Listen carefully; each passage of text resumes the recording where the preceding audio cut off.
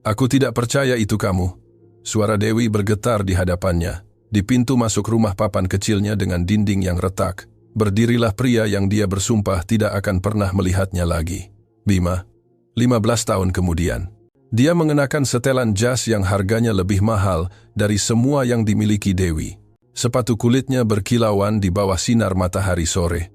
Dewi mengenakan blus yang sudah ditambal 3 kali dan sandal dengan sol yang aus. Di antara mereka ada keheningan selama 1,5 dekade. Musik, Dewi, aku. Bima mencoba berbicara, tetapi kata-kata itu tercekat saat melihat bagian dalam rumah. Sebuah meja reyot, 3 anak kecil tanpa alas kaki menatapnya dengan mata besar, dinding kosong, bau lembab dan kemiskinan. Dia telah menempuh perjalanan 5 jam dengan mobil mewahnya untuk mencapai desa yang terlupakan ini. Dia telah berlatih ribuan kali apa yang harus dikatakan, tetapi tidak ada yang mempersiapkannya untuk musik ini. "Apa yang kamu lakukan di sini?" tanya Dewi. Suaranya keras, tetapi matanya menceritakan kisah lain. "Ada kesakitan, musik, begitu banyak kesakitan. Aku perlu bicara denganmu." Bima melangkah maju. "Ini penting." "Penting?" Dewi tertawa getir. "Setelah 15 tahun, setelah musik pergi tanpa penjelasan, setelah meninggalkanku sendirian saat aku paling membutuhkanmu, anak-anak bersembunyi di balik ibu mereka. Yang terkecil, baru berusia 5 tahun, memeluk kaki ibunya. Bukan seperti yang kamu pikirkan," katanya. "Kalau begitu katakan." Dewi melipat tangan. "Katakan, apa yang begitu penting sehingga membawamu ke sini setelah sekian lama? Musik, katakan. Mengapa kamu muncul sekarang setelah aku belajar hidup tanpamu? Setelah aku tidak membutuhkan janji-janji kosongmu lagi?" Bima menarik napas dalam-dalam, memasukkan tangan ke saku jaketnya, dan mengeluarkan sebuah amplop yang akan mengubah segalanya. "Aku datang untuk memberikan ini padamu," katanya, "dan untuk mengatakan yang sebenarnya. Kata itu melayang di antara mereka seperti hantu. Musik, karena kebenaran memiliki kekuatan untuk menghancurkan sedikit yang tersisa, atau untuk membangun kembali segalanya dari abu. Dewi menatap amplop itu tanpa menyentuhnya. Jantungnya berdebar sangat kencang hingga terasa sakit. Yang tidak dia ketahui adalah bahwa amplop itu berisi sesuatu yang tidak pernah dia bayangkan, dan bahwa percakapan yang akan dimulai akan mengungkapkan rahasia yang telah terkubur selama 15 tahun yang panjang. Jika cerita ini menyentuh hatimu, jangan lupa untuk berlangganan. Kisah-kisah seperti ini perlu diceritakan. Musik Dewi tidak mengambil amplop itu, dia hanya menyingkir dan menunjuk ke dalam rumah dengan gerakan dingin. "Masuk tapi lepas sepatu itu. Aku tidak ingin kamu mengotori lantai." Bima menurut, melepas sepatu kulit mahalnya dan meninggalkannya di pintu masuk. Lantai semen terasa dingin di bawah kakinya. Bersih, dia perhatikan, terlepas dari segalanya. Rumah itu bersih tanpa celah. Musik. Ketiga anak itu terus mengamatinya. Yang tertua, seorang gadis berusia sekitar 12 tahun, dengan rambut dikepang yang tidak rapi, menatapnya dengan curiga. Yang di tengah, musik. Seorang anak laki-laki berusia 8 tahun dengan kaos yang 2 ukuran terlalu besar, musik, bersembunyi di balik saudara perempuannya. Yang terkecil, menempel di kaki ibunya, mengisap ibu jarinya. "Mentari, bawa adik-adikmu keluar," perintah Dewi dengan lembut. "Tapi Bu, sekarang." "Sayang." Gadis itu mengangguk, menggandeng tangan adik-adiknya, dan keluar melalui pintu belakang. Sebelum pergi, dia melemparkan pandangan terakhir kepada Bima. Musik pandangan, yang mengatakan, "Jika kamu menyakitinya, kamu akan berhadapan denganku." Bima merasakan sesuatu menekan di dadanya. Musik, gadis itu memiliki api yang sama di matanya seperti Dewi, semangat yang sama yang membuatnya jatuh cinta bertahun-tahun yang lalu. "Duduklah." Dewi menunjuk kursi reyot di samping meja timpang. "Meskipun aku tidak yakin, setelan desainermu akan selamat." Dia duduk tanpa menanggapi provokasi itu. Meja sudah diatur untuk 4 orang. 4 piring nasi di atas piring, sepanci sayur lodeh. Itu adalah makan malam mereka. "Apakah mereka anakmu?" tanyanya, meskipun dia sudah tahu jawabannya. "Anak-anak itu." Dewi duduk di depannya, menjaga jarak. "Tidak, aku menemukan mereka di jalan dan memutuskan untuk mengoleksinya." "Dewi, apa yang kamu harapkan, Bima? Bahwa aku akan membeku dalam waktu menunggumu? Hidup terus berjalan, aku terus berjalan. Siapa ayahnya?" Pertanyaan itu keluar lebih keras dari yang dia maksud. Dewi Musik menatapnya dengan campuran rasa sakit dan amarah. Itu bukan urusanmu, tidak lagi. Ada saat ketika tidak ada rahasia di antara mereka. Ketika mereka masih muda, ketika Bima masih mahasiswa arsitektur dengan lebih banyak mimpi daripada uang, ketika Dewi bekerja di warung pamannya dan menyimpankan roti hari sebelumnya untuknya. Mereka menikah dalam upacara sederhana, 20 tamu, gaun pinjaman, tetapi mereka bahagia, atau begitulah yang Bima yakini, sampai tawaran itu datang, kesempatan hidupnya, mitra investor yang ingin mendanai proyek besar pertamanya, musik, tetapi ada satu syarat. Dia harus pergi, pindah ke Jakarta, bekerja siang dan malam selama bertahun-tahun. Aku akan kembali dalam 2 tahun, dia berjanji. Paling lama 3. Aku akan membangun masa depan kita. Dewi menangis, memohon padanya untuk tidak pergi, tetapi dia buta oleh ambisi, muda, dan bodoh. Aku akan kembali untukmu, katanya. Aku bersumpah. Musik. Dia tidak pernah melakukannya. Aku tahu aku tidak punya hak untuk berada di sini, kata Bima sekarang. Suaranya lebih pelan. Aku tahu aku mengecewakanmu, bahwa aku melanggar semua janjiku. Semua. Dewi tertawa tanpa humor. Tidak, Bima. Kamu tidak hanya melanggar janjimu. Kamu menghancurkanku. Kamu meninggalkanku sendirian ketika... Dia berhenti. Musik menelan ludah. Matanya berkaca-kaca. Tetapi dia tidak akan menangis. Tidak di depannya. Kapan? Apa? Tidak ada. Lupakan saja. Musik. Dewi, tolong. Dia bangkit tiba-tiba. Kursi bergeser di lantai. Kamu datang setelah 15 tahun dengan amplop dan tolong? Kamu pikir itu cukup? Bima juga berdiri, meletakkan amplop itu di atas meja. Aku tidak datang untuk meminta maaf. Aku datang untuk memberimu apa yang selalu menjadi milikmu. Dia menatap amplop itu seolah-olah itu adalah ular. Aku tidak mau uangmu. Ini bukan sedekah. Ini milikmu berdasarkan hak. Aku tidak membutuhkan apapun darimu, Bima. Buka. Tidak. Teriakannya bergema di dinding kosong. Di luar, mereka mendengar anak-anak terdiam. Tiba-tiba Dewi menarik napas dalam-dalam, mencoba menenangkan diri. Lihat dirimu, kata Bima dengan lembut. Musik. Lihat rumah ini. Anak-anak tanpa alas kaki. Makanan yang hampir tidak cukup. Tapi ini milikku. Semua ini milikku. Aku membangunnya dengan tanganku, dengan martabatku yang utuh. Dan di sanalah, musik, alasan dia jatuh cinta padanya. Martabat yang sengit itu, kebanggaan yang tidak akan hancur, bahkan ketika segala sesuatu yang lain runtuh. Aku tahu, katanya, musik, dan aku mengagumimu untuk itu. Aku selalu melakukannya. Kekaguman. Dewi tertawa. Musik, tetapi air mata sekarang mengalir di pipinya. Aku tidak ingin kekagumanmu. Aku ingin kamu ada di sini. Ketika aku kehilangan.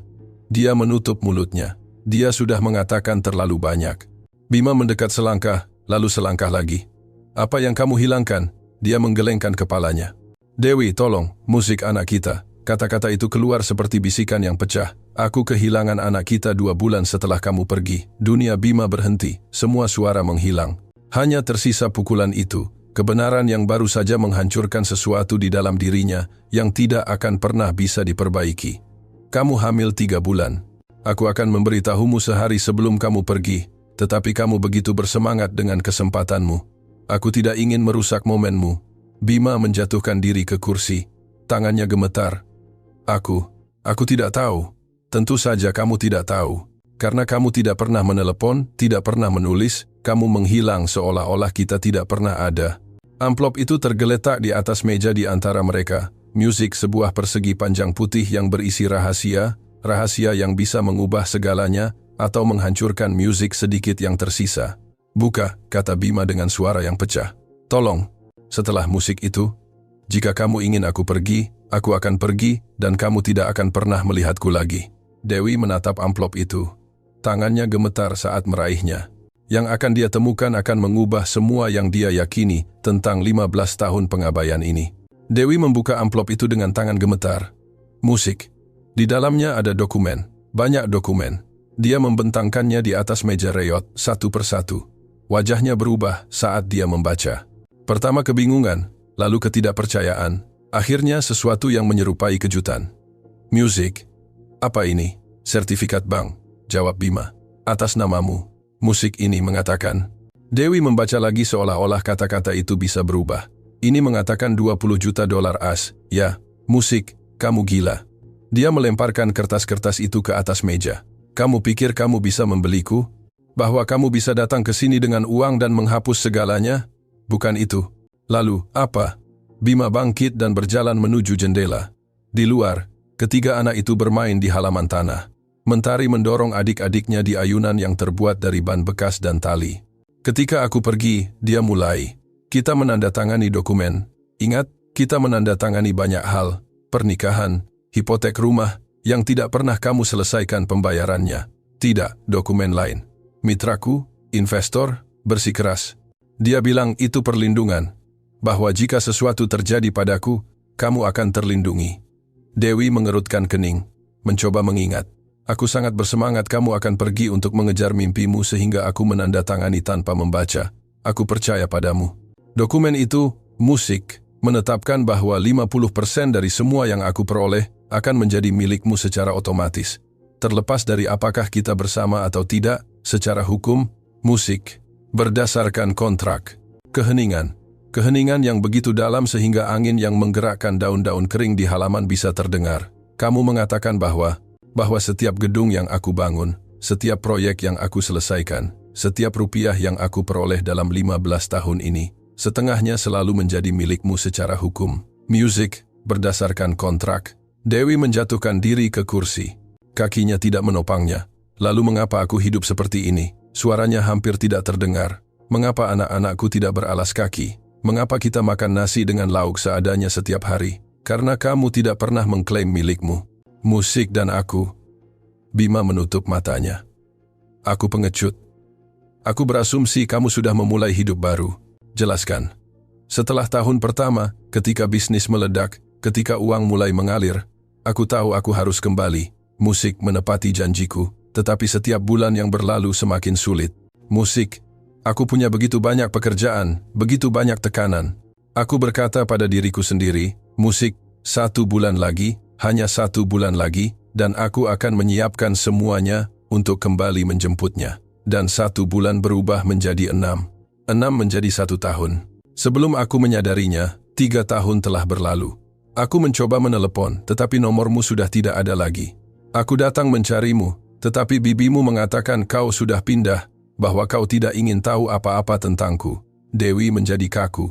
Bibiku meninggal 10 tahun yang lalu.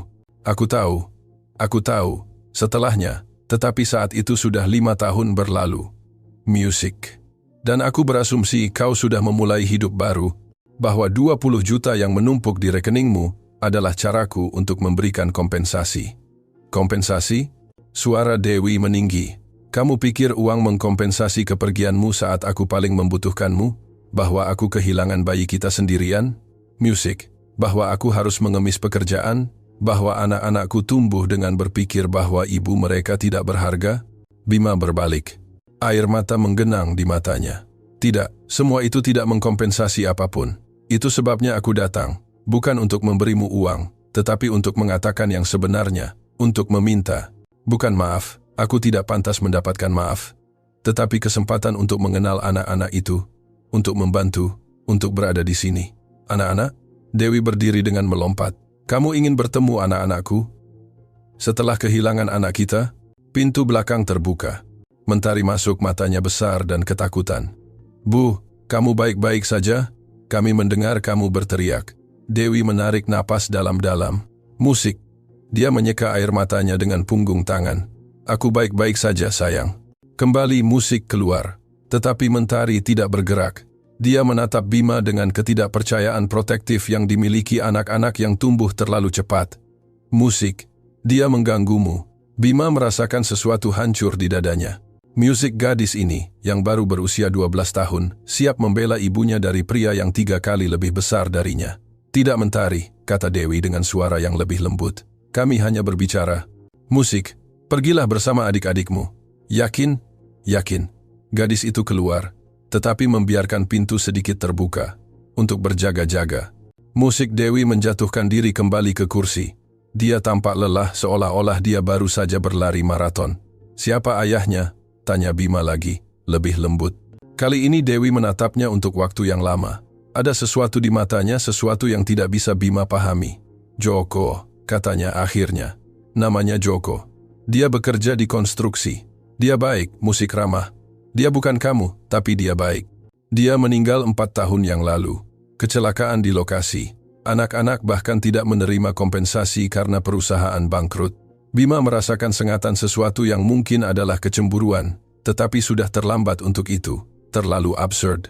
Aku turut berduka. Aku tidak ingin belas kasihanmu. Ini bukan belas kasihan, ini empati. Musik. Aku tahu bagaimana rasanya kehilangan. Dewi tertawa getir. Kamu, jutawan yang sukses, kehilangan apa? Bima menatap matanya secara langsung. Aku kehilanganmu. Satu-satunya wanita yang aku cintai. Aku kehilangan seorang putra yang tidak pernah aku kenal. Aku kehilangan 15 tahun yang tidak akan pernah aku dapatkan kembali. Itu adalah keputusanmu. Aku tahu. Itu sebabnya aku di sini.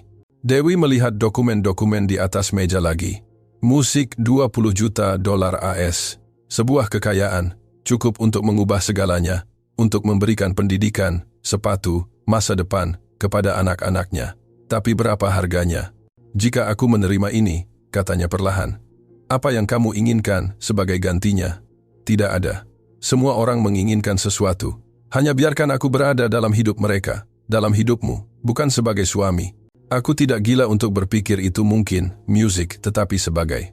Aku tidak tahu, sebagai teman, sebagai seseorang yang bisa membantu. Sampai kapan? Sampai kamu bosan lagi? Sampai proyek lain memanggilmu? Itu adalah pertanyaan yang adil. Dan Bima punya jawaban yang terdengar meyakinkan. Aku tidak tahu. Dia mengakui. Aku hanya tahu bahwa 15 tahun tanpamu terasa kosong. Aku membangun musik 30 gedung. Aku menghasilkan lebih banyak uang daripada yang bisa aku habiskan. Tetapi setiap malam di penthouse kosongku, aku melihat foto pernikahan kita dan bertanya pada diriku sendiri, apakah itu sepadan? Dan, apakah itu sepadan? Bima menggelengkan kepalanya. Tidak. Semua itu tidak sepadan dengan kehilanganmu. Di luar, matahari mulai terbenam. Anak-anak berlari masuk dengan pipi merah dan rambut berantakan. Mereka berhenti ketika melihat Bima masih di sana. Bu, kami lapar, kata anak yang di tengah. Dewi melihat panci sayur lodeh. Melihat ketiga anaknya, melihat dokumen di atas meja, dan akhirnya melihat Bima. Apa yang dia putuskan saat ini akan mengubah segalanya bagi musik dia, bagi anak-anaknya, bagi pria yang pernah dia cintai, dan yang sekarang adalah seorang jutawan asing di rumah sederhananya. Tetapi ada sesuatu yang Bima masih belum katakan padanya.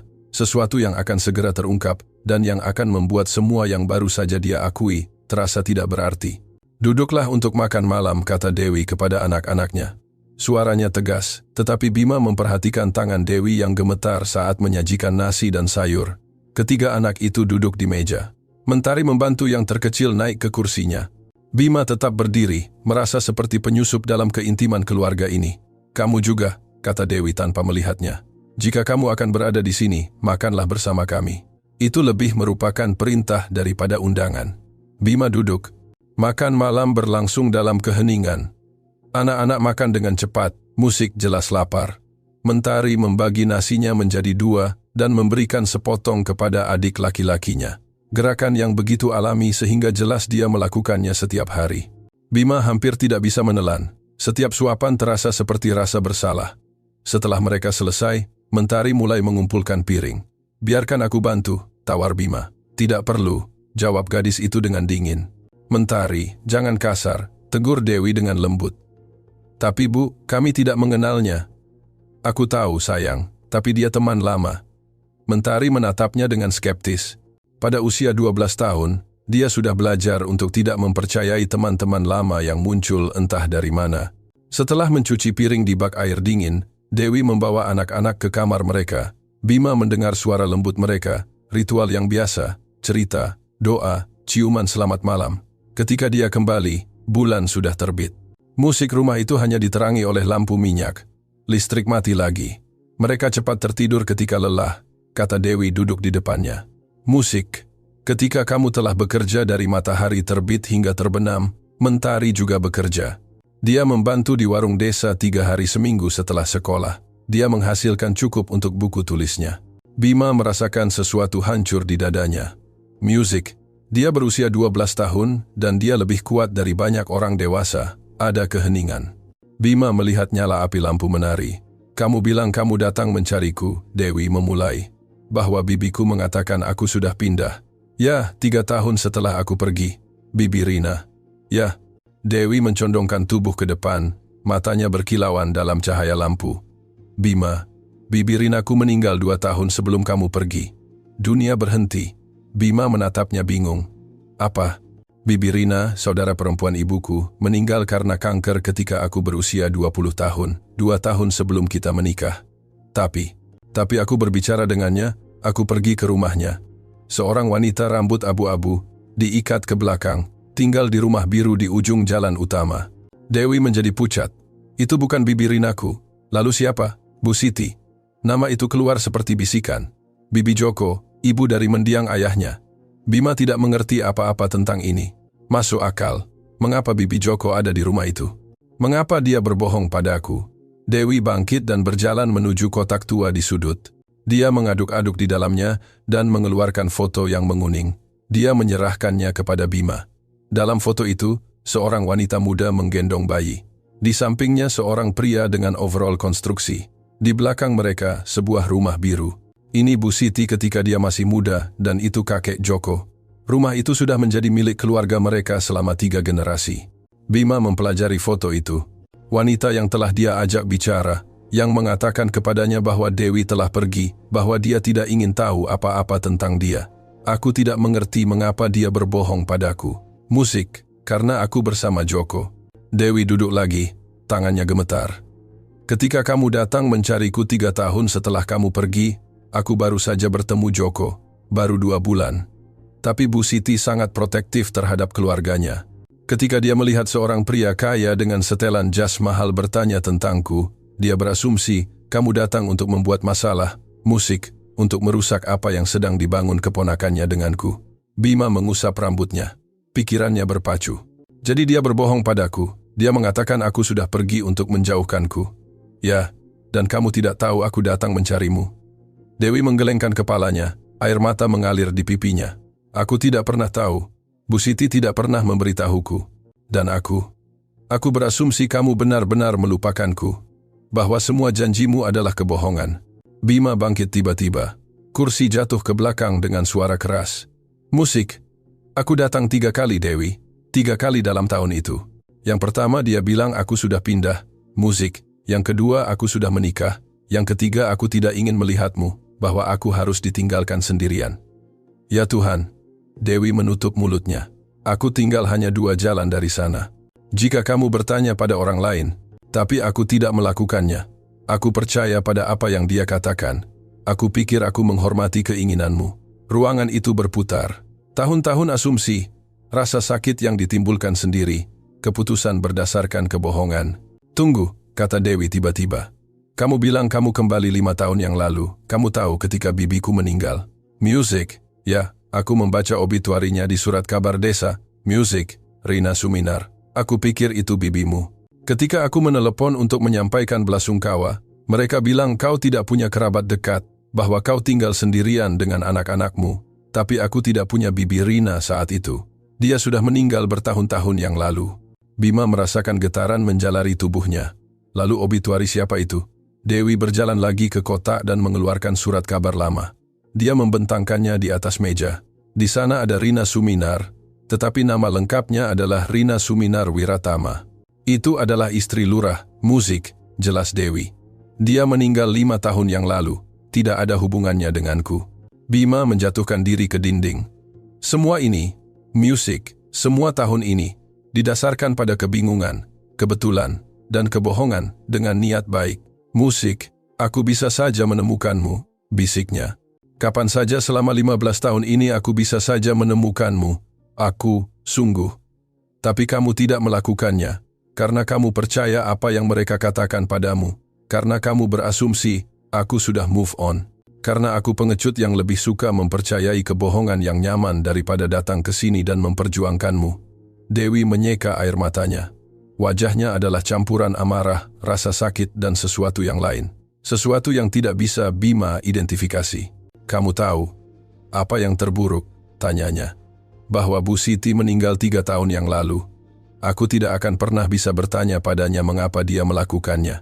Aku tidak akan pernah tahu apakah dia benar-benar berpikir dia menjauhkanku untuk melindungiku, atau jika apa. Atau jika dia ingin memastikan aku tetap bersama Joko, agar keluarganya tidak kehilangan kesempatan untuk memiliki ibu bagi calon cucu-cucu mereka. Musik keheningan yang mengikuti sangat padat, syarat dengan implikasi. Anak-anak, kata Bima perlahan. Musik. Kamu bilang yang tertua berusia 12 tahun. Mentari berusia 12 tahun. Ya, kita berpisah 15 tahun yang lalu. Benar. Dan kamu bertemu Joko 2 bulan sebelum aku datang mencarimu, yang berarti 3 tahun setelah kamu pergi. Bima membuat perhitungan di kepalanya. Wajahnya Musik menjadi pucat. Dewi, kapan Mentari lahir, tepatnya? Dia menatap matanya, dan pada saat itu Bima tahu. Dia tahu sebelum Dewi mengucapkan sepatah kata pun. 3 bulan setelah bertemu Joko. 9 bulan setelah kehilanganmu. Dunia Bima berhenti. Musik sepenuhnya. Jadi, Mentari adalah anakmu. Kata-kata itu keluar seperti bisikan. Mentari adalah putriku.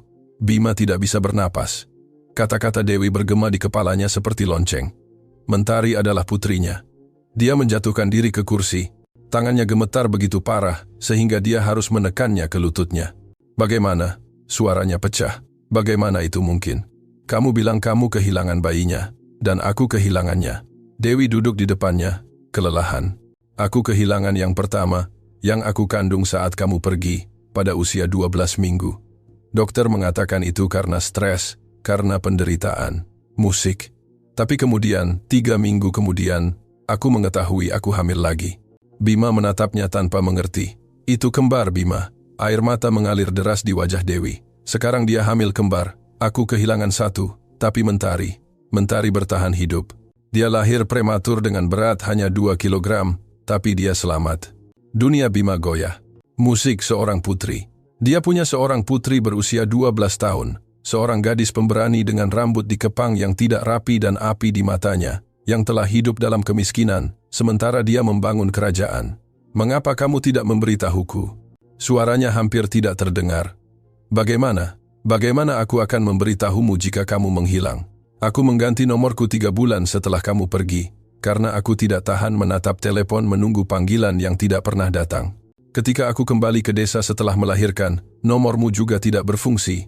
Aku bisa mengenalnya, aku bisa berada di sana untuk langkah pertamanya, kata-kata pertamanya. Tapi kamu tidak ada, suara Dewi meninggi. Kamu tidak ada ketika dia lahir dengan tubuh membiru dan para dokter mengatakan dia mungkin tidak akan selamat malam itu. Kamu tidak ada ketika dia menderita pneumonia pada usia 6 bulan, dan aku terjaga selama 3 hari berturut-turut memohon agar dia bernapas. Kamu tidak ada ketika dia mengambil langkah pertamanya sendirian di rumah kosong ini karena aku sedang bekerja.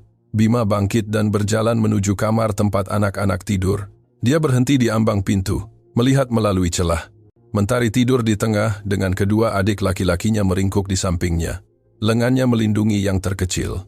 Musik. Dia mirip denganmu, kata Dewi di belakangnya.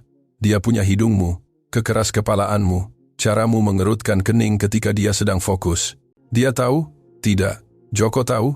Dewi mengangguk. Musik perlahan. Dia tahu sejak awal. Aku mengatakan yang sebenarnya sebelum kita menikah, bahwa aku hamil anak pria lain, bahwa pria itu telah meninggalkanku. Joko bilang dia tidak peduli, bahwa dia akan mencintai Mentari seperti anaknya sendiri, dan dia melakukannya lebih dari yang pernah kamu cintai. Ada racun dalam kata-kata itu. Racun yang lahir dari rasa sakit bertahun-tahun. Dia menggendongnya di pundaknya. Dia mengajarinya naik sepeda. Dia memanggilnya putri kecilku. Musik. Ketika dia meninggal, Mentari menangis selama berminggu-minggu. Baginya, dia adalah ayahnya, satu-satunya ayah yang dia kenal. Bima menutup matanya. Setiap kata adalah tusukan. Dan 2 lainnya adalah anak Joko, secara biologis anak Joko, tetapi Mentari merawat mereka seperti anaknya sendiri juga. Musik gadis itu berusia 12 tahun, dan dia sudah lebih menjadi ibu daripada banyak wanita dewasa. Bima berbalik untuk melihat Dewi. Aku ingin memberitahunya, kamu tidak punya hak untuk tahu. Tidak, Dewi melipat tangannya. Kamu tidak akan datang ke sini setelah 15 tahun dan menghancurkan dunianya. Menghancurkannya? Dewi, lihat di mana dia tinggal. Musik, lihat bagaimana dia berpakaian. Tidakkah kamu pikir dia pantas tahu bahwa dia punya ayah yang bisa memberinya segalanya? Semuanya? Dewi tertawa tanpa humor. Apakah kamu Musik akan memberinya waktu, kenangan, malam tanpa tidur ketika dia mimpi buruk, pelukan ketika dunia terasa terlalu berat. Ya, semua itu, aku akan mencoba. Kamu akan mencoba. Dewi mendorong dadanya. Itu adalah gerakan musik lemah, tetapi syarat dengan amarah bertahun-tahun. Putriku tidak butuh coba. Dia sudah cukup banyak ditinggalkan seumur hidup. Aku tidak akan meninggalkannya. Itu musik yang kamu katakan tentang aku. Pukulan itu mendarat. Bima mundur seolah ditampar. Sebuah suara membuat mereka berbalik. Mentari berdiri di ambang pintu kamar, terbangun dengan mata besar di kegelapan. Mengapa kalian bertengkar? Suaranya kecil, rentan, tidak seperti gadis sengit sebelumnya. Dewi berlari ke arahnya. Musik. Bukan apa-apa sayang. Kembali tidur. Aku dengar teriakan. Mentari menatap Bima dengan curiga. Siapa dia, Bu? Mengapa dia di sini? Dewi membuka mulutnya, tetapi tidak ada kata yang keluar. Dia menatap Bima dengan kepanikan di matanya. Bima berlutut agar sejajar dengan Mentari. Gadis itu mundur selangkah, melindungi diri di balik ibunya. Namaku Bima, musik katanya lembut. Aku teman lama ibumu. Mengapa kamu membuatnya menangis? Pertanyaan itu lugas, menuduh dan adil. Karena terkadang ketika orang dewasa membicarakan hal-hal dari masa lalu, itu menyakitkan, tetapi itu bukan salahnya, itu salahku. Mentari mempelajarinya dengan mata yang sangat mirip dengannya. Ayahku bilang pria sejati tidak membuat wanita menangis. Bima merasa seolah-olah seseorang telah menusuk pisau ke jantungnya. Ayahmu benar dan aku minta maaf. Mentari, tolong, kembali ke tempat tidur, pinta Dewi. Dia akan tinggal? Aku tidak tahu. Mentari menatap Bima untuk terakhir kalinya. Kemudian, dengan keseriusan seseorang yang jauh lebih tua dari 12 tahun, dia berkata, "Jika kamu tinggal, jangan membuat ibuku menangis lagi. Dia sudah cukup menangis." Dia kembali ke kamar, menutup pintu dengan lembut di belakangnya. Dewi menjatuhkan diri kembali ke dinding, terisak. Bima mendekat, ragu-ragu, dan akhirnya berani meletakkan tangan di bahunya. Musik. Dia tidak menepisnya. Dia persis sepertimu, bisiknya. Kuat, berani, musik, pelindung. Dia lebih baik dariku, lebih baik dari kita berdua. Mereka tetap seperti itu selama beberapa menit, atau mungkin jam. Musik. Waktu telah kehilangan maknanya di rumah ini, di mana setiap detik membebani rasa sakit selama 15 tahun. Akhirnya, Dewi menyeka wajahnya dan menegakkan tubuh. Kamu harus pergi, Dewi. Tidak malam ini, tapi segera. Aku perlu berpikir, memproses semua ini. Dan uangnya. Dia melihat dokumen-dokumen yang masih ada di atas meja. Aku tidak tahu. Itu terlalu banyak. Semuanya terlalu banyak. Itu milikmu, berdasarkan hak. Musik. Hak tidak berarti apa-apa ketika seluruh duniamu baru saja meledak. Bima mengangguk. Dia mengerti, atau setidaknya mencoba mengerti. Bisakah aku kembali besok? Aku tidak tahu. Tolong, hanya untuk bicara, untuk mengenalnya. Mereka, dia. Dewi menutup matanya. Ketika dia membukanya, ada tekad yang lelah di mata mereka. Ada hal lain yang perlu kamu ketahui. Apa? Mentari sakit. Dunia musik berhenti lagi. Tampaknya semua yang Bima pelajari malam ini datang dengan biaya emosional yang menghancurkan. Sakit bagaimana? Jantungnya. Dia lahir dengan cacat. Dokter mengatakan dia akan membutuhkan operasi pada akhirnya. Pada akhirnya, itu datang 6 bulan yang lalu dan aku tidak punya uang untuk operasi itu. Harganya lebih mahal daripada yang akan aku hasilkan seumur hidupku. Bima merasa seolah-olah seseorang telah merenggut udara dari paru-parunya. Seberapa serius? Jika dia tidak dioperasi dalam beberapa bulan ke depan. Dewi tidak bisa menyelesaikan kalimatnya. Dia tidak perlu melakukannya. Aku akan mengoperasinya musik sekarang, besok, kapanpun diperlukan. Itu tidak sesederhana itu. Mengapa tidak? Karena jika kamu tiba-tiba muncul dengan uang untuk menyelamatkan hidupnya, dia akan bertanya, pertanyaan yang aku tidak yakin aku siap untuk jawab. Kalau begitu katakan yang sebenarnya. Kebenaran apa? Bahwa ayah kandungnya meninggalkannya sebelum dia lahir, bahwa dia hanya muncul ketika dia tahu dia punya uang atas namanya, bahwa dia bisa berada di sini selama ini, tetapi dia memilih untuk tidak berada di sini. Setiap kata adalah peluru, dan semuanya mengenai sasaran. Kamu benar, kata Bima, suaranya pecah dalam segala hal. Tapi itu tidak mengubah fakta bahwa putriku sakit dan aku bisa menyelamatkannya. Putri kita. Putri kita. Dewi berjalan menuju jendela. Di luar, bulan menerangi halaman tanah tempat anak-anaknya bermain setiap hari. Beri aku waktu seminggu. katanya akhirnya, seminggu untuk berbicara dengannya, untuk mempersiapkannya. Bagaimana jika kita tidak punya waktu seminggu? Menurut dokter, kita punya 3 bulan, mungkin 4. Musik. Dan kamu bersedia mengambil risiko itu? Dewi berbalik. Wajahnya adalah topeng kesakitan. Aku telah mempertaruhkan segalanya untuknya sejak dia lahir.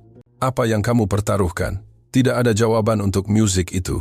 Karena kenyataannya adalah Bima tidak mempertaruhkan apapun. Dia bermain aman. Dia membangun kerajaannya sementara keluarganya berantakan.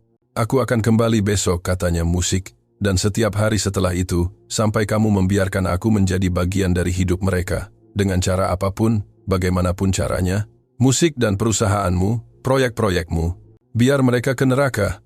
Aku punya 15 tahun untuk dikompensasi. Dewi menatapnya untuk waktu yang lama, mencari ketulusan, mencari jebakan, mencari pria yang pernah dia cintai pada jutawan asing yang kini ada di rumahnya. Baiklah, katanya akhirnya. Kembalilah, musik, besok jam 4, setelah Mentari pulang sekolah. Itu adalah kesempatan, kecil, rapuh, tetapi sebuah musik kesempatan. Bima mengangguk dan berjalan menuju pintu.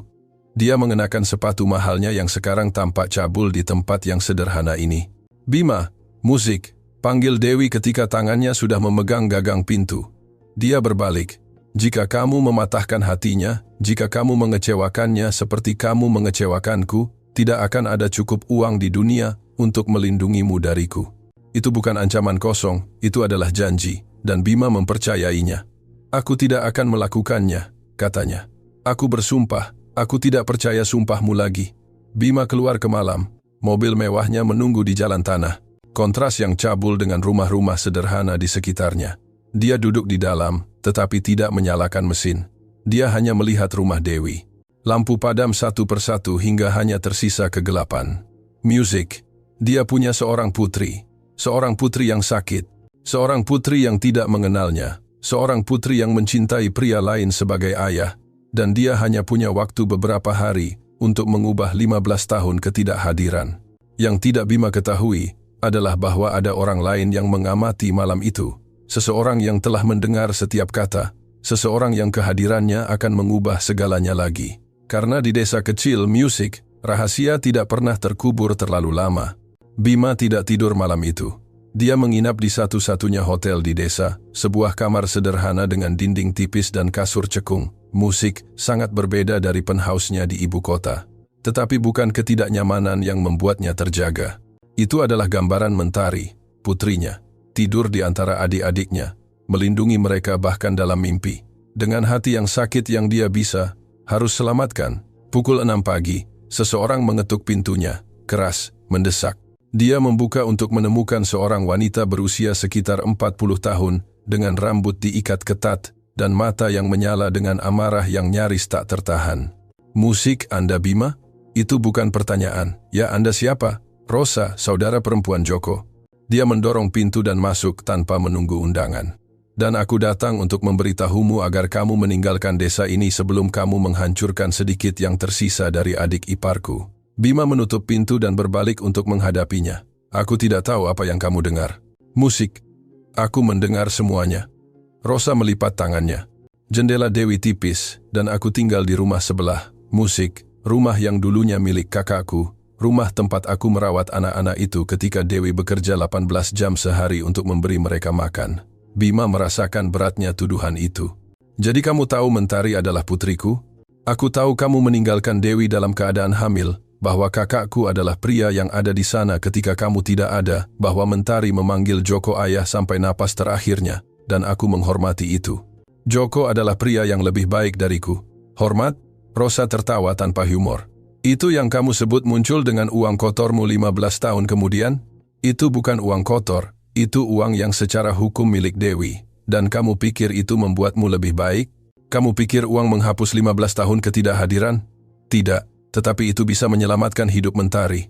Rosa terdiam, wajahnya melunak sedikit. Dewi memberitahuku tentang operasi yang dia butuhkan. Musik. Jadi kamu mengerti mengapa aku di sini. Aku mengerti bahwa seorang pria kaya dengan hati nurani yang bersalah berpikir dia bisa membeli penebusannya. Bima duduk di tepi tempat tidur. Dia lelah, sangat lelah. Aku tidak mencoba membeli apapun. Musik, aku hanya ingin membantu. Membantu? Rosa mendekat. Apakah kamu tahu berapa kali Mentari bertanya Musik mengapa dia tidak punya ayah seperti anak-anak lain? Berapa kali aku mendengarnya menangis karena anak-anak di sekolah mengolok-oloknya? Aku tidak tahu. Tepat. Kamu tidak tahu karena kamu tidak ada di sini, karena kamu memilih untuk tidak ada. Rosa menarik napas dalam-dalam, mencoba menenangkan diri. Dewi seperti adikku. Anak-anak itu adalah keponakanku. Aku telah melihat mereka tumbuh, menderita, berjuang.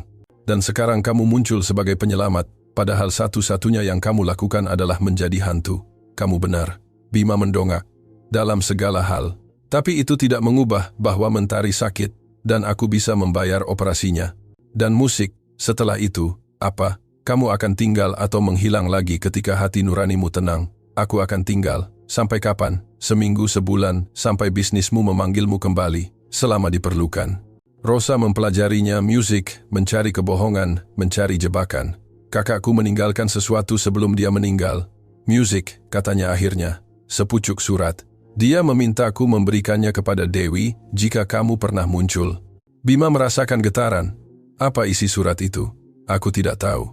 Itu disegel, tetapi Joko membuatku berjanji akan menyampaikannya. Rosa mengeluarkan amplop menguning dari tasnya. Aku akan memberikannya kepada Dewi pagi ini. Tapi aku ingin melihatmu dulu, melihat pria macam apa kamu.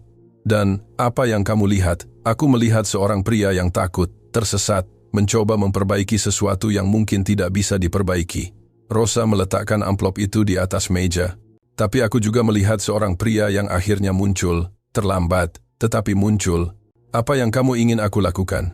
Aku ingin kamu jujur pada Dewi, pada Mentari, pada dirimu sendiri. Rosa berjalan menuju pintu. Dan aku ingin kamu mengerti sesuatu. Jika kamu menyakiti gadis itu, jika kamu mematahkan hatinya seperti kamu mematahkan hati ibunya, tidak akan ada cukup uang untuk bersembunyi dariku. Itu adalah ancaman kedua dalam waktu kurang dari 12 jam, dan Bima mempercayai keduanya. Rosa membuka pintu, tetapi berhenti. Musik. Satu hal lagi, Mentari punya janji dengan ahli jantung besok di ibu kota. Dewi meminjam uang untuk bus dan konsultasi. Jika kamu benar-benar ingin membantu, kamu bisa mulai dari sana. Jam berapa janjinya? Jam 10 pagi di rumah sakit pusat. Aku akan mengantar mereka. Dewi tidak akan setuju. Kalau begitu yakinkan dia, tolong. Musik. Bukan untukku, untuk Mentari. Rosa menatapnya untuk waktu yang lama. Akhirnya dia mengangguk. Aku akan bicara dengannya, tapi aku tidak menjanjikan apa-apa. Dia pergi. Meninggalkan Bima sendirian dengan surat dari pria yang sudah meninggal, seorang pria yang telah menjadi ayah yang lebih baik bagi putrinya daripada dia. Bima melihat amplop itu. Tulisan tangan Musik itu jelas, hati-hati. Untuk Dewi, hanya jika dia kembali. Joko tahu Musik, entah bagaimana dia tahu bahwa Bima pada akhirnya akan kembali. Apa yang dia tulis? Peringatan, nasihat, pengampunan? Bima menahan keinginan untuk membuka surat itu. Itu bukan untuknya, Musik, tetapi dia tidak bisa berhenti bertanya-tanya rahasia apa yang dikandungnya. Pukul 3 sore, teleponnya berdering. Itu nomor tak dikenal. Halo, ini Dewi. Suaranya terdengar tegang. Rosa memberitahuku tentang Musik janji itu. Aku bisa mengantar kamu dan Mentari dan membayar konsultasi dan Musik tes apapun yang dibutuhkan. Aku tidak butuh sedekahmu. Ini bukan sedekah, ini tanggung jawab. Aku seharusnya ada di sana sejak awal. Biarkan aku ada di sana sekarang. Musik. Ada keheningan yang panjang. Baiklah, tapi dengan syarat. Apapun. Kamu tidak mengatakan apa-apa kepada Mentari dulu. Kamu hanya seorang teman yang membantu kami, tidak lebih. Oke?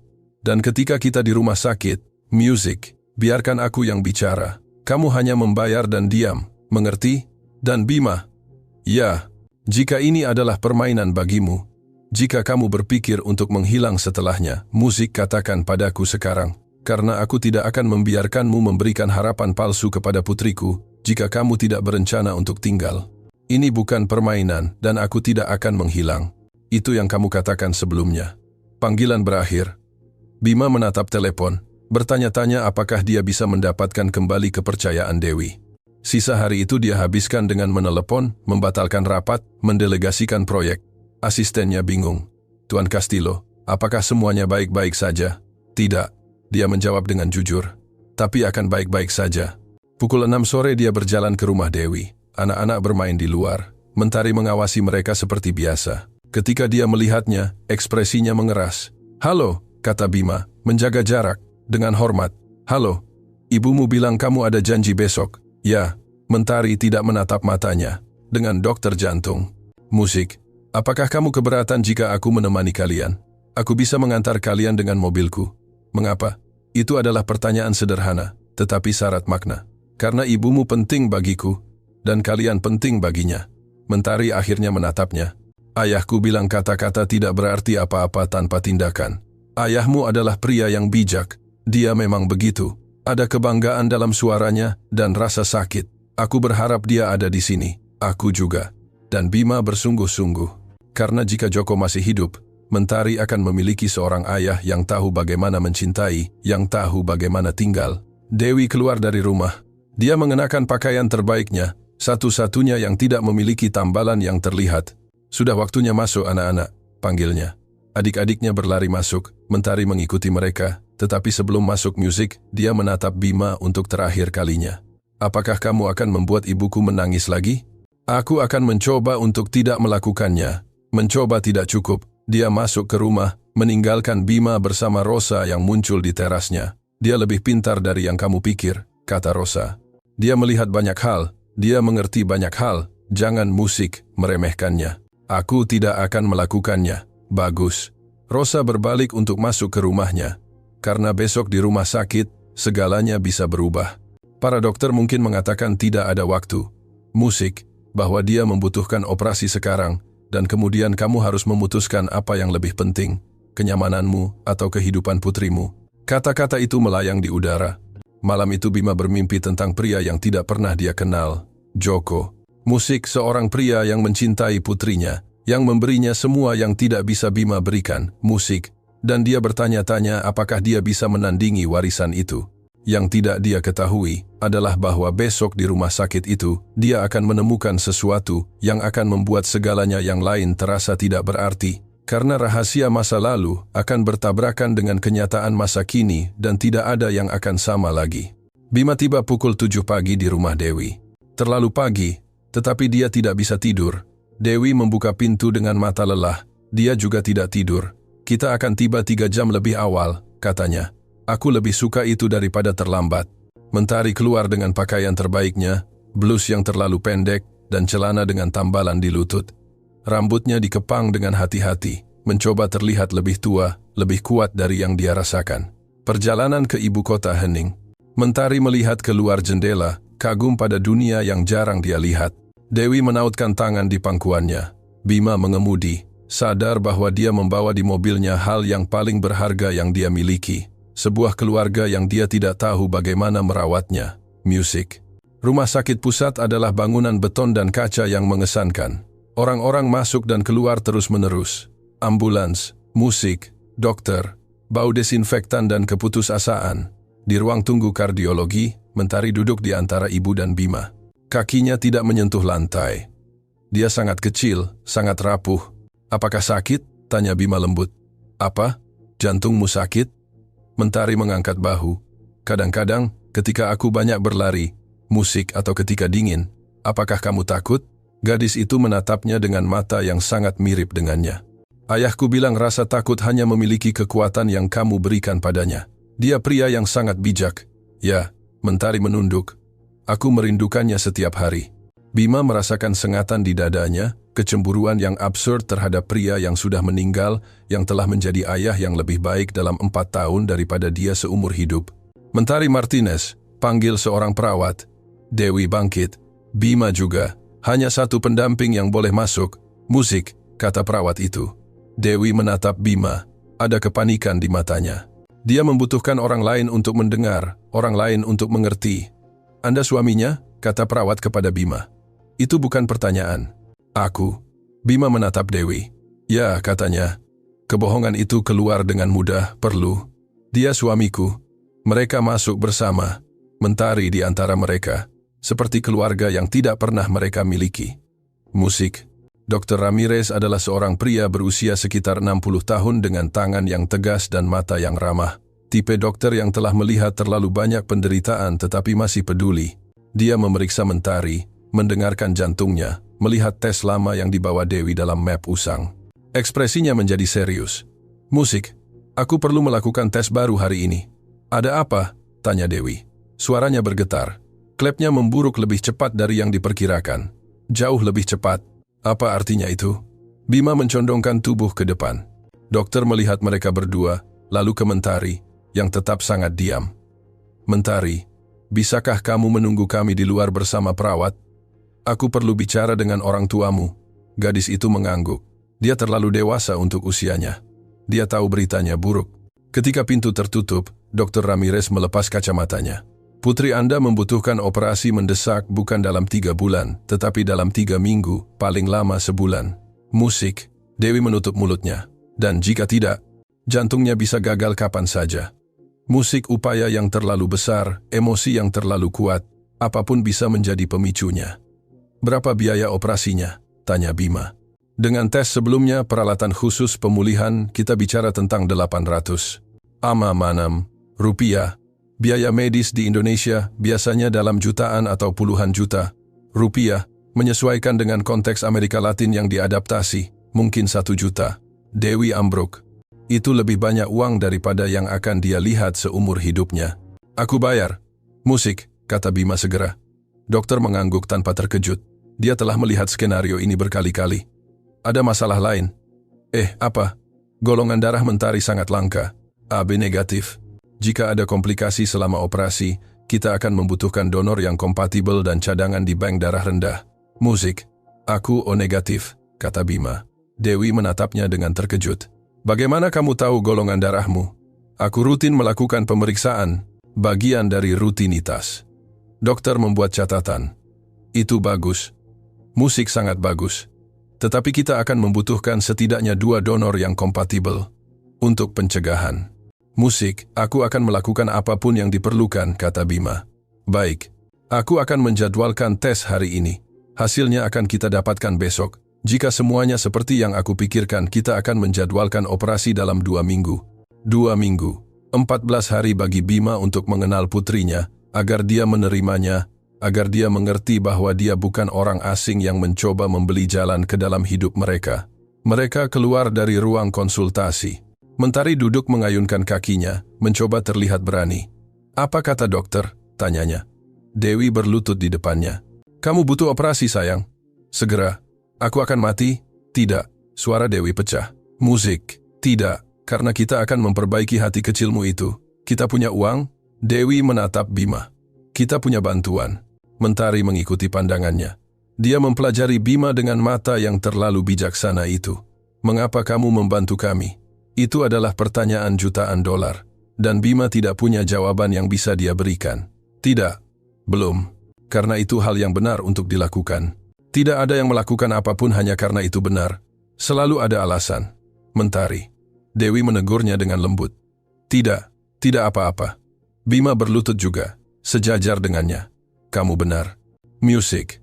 Aku punya alasan, dan suatu hari jika kamu mengizinkan aku akan menceritakan semuanya kepadamu.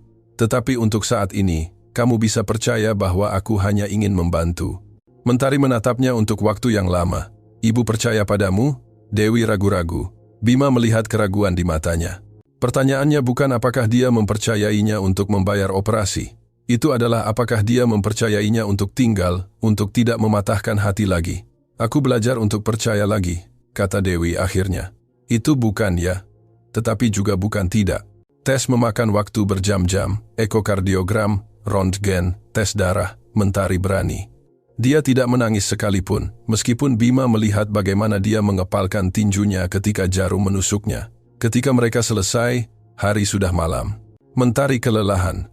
Dia tertidur di mobil dalam perjalanan pulang, kepalanya bersandar di bahu ibunya. "Terima kasih," bisik Dewi dalam kegelapan. "Kamu tidak perlu berterima kasih padaku. Aku harus, karena terlepas dari segalanya, kamu muncul ketika kami paling membutuhkanmu, 15 tahun terlambat. Lebih baik terlambat daripada tidak sama sekali." Bima tidak yakin dia percaya itu, tetapi dia tidak membantah. Ketika mereka tiba di desa, sudah tengah malam, Bima menggendong, Mentari masuk. Gadis itu Musik terbangun di tengah jalan. "Ayah," gumamnya masih tidur. Dunia Bima berhenti. Kamu sudah di rumah, sayang, kata Dewi cepat, mengambil Mentari dari pelukannya. Musik, tetapi sudah terlambat. Bima telah mendengar kata itu, keinginan bawah sadar itu. Mentari membuka matanya sepenuhnya. Dia menyadari apa yang dia katakan. Wajahnya memerah. Maaf, aku sedang bermimpi.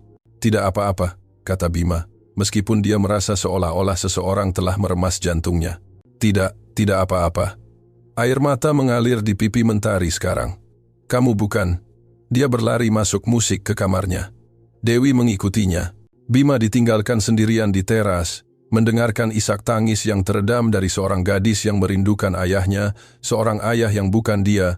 Rosa muncul di terasnya. Aku dengar tentang rumah sakit. Bagaimana dia? Buruk.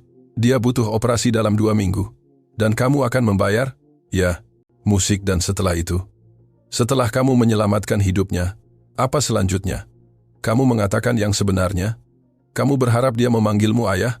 Bima duduk di tangga, membenamkan wajahnya di tangannya. Aku tidak tahu apa yang harus dilakukan. Lakukan dengan benar. Sekali seumur hidupmu, lakukan hal yang benar.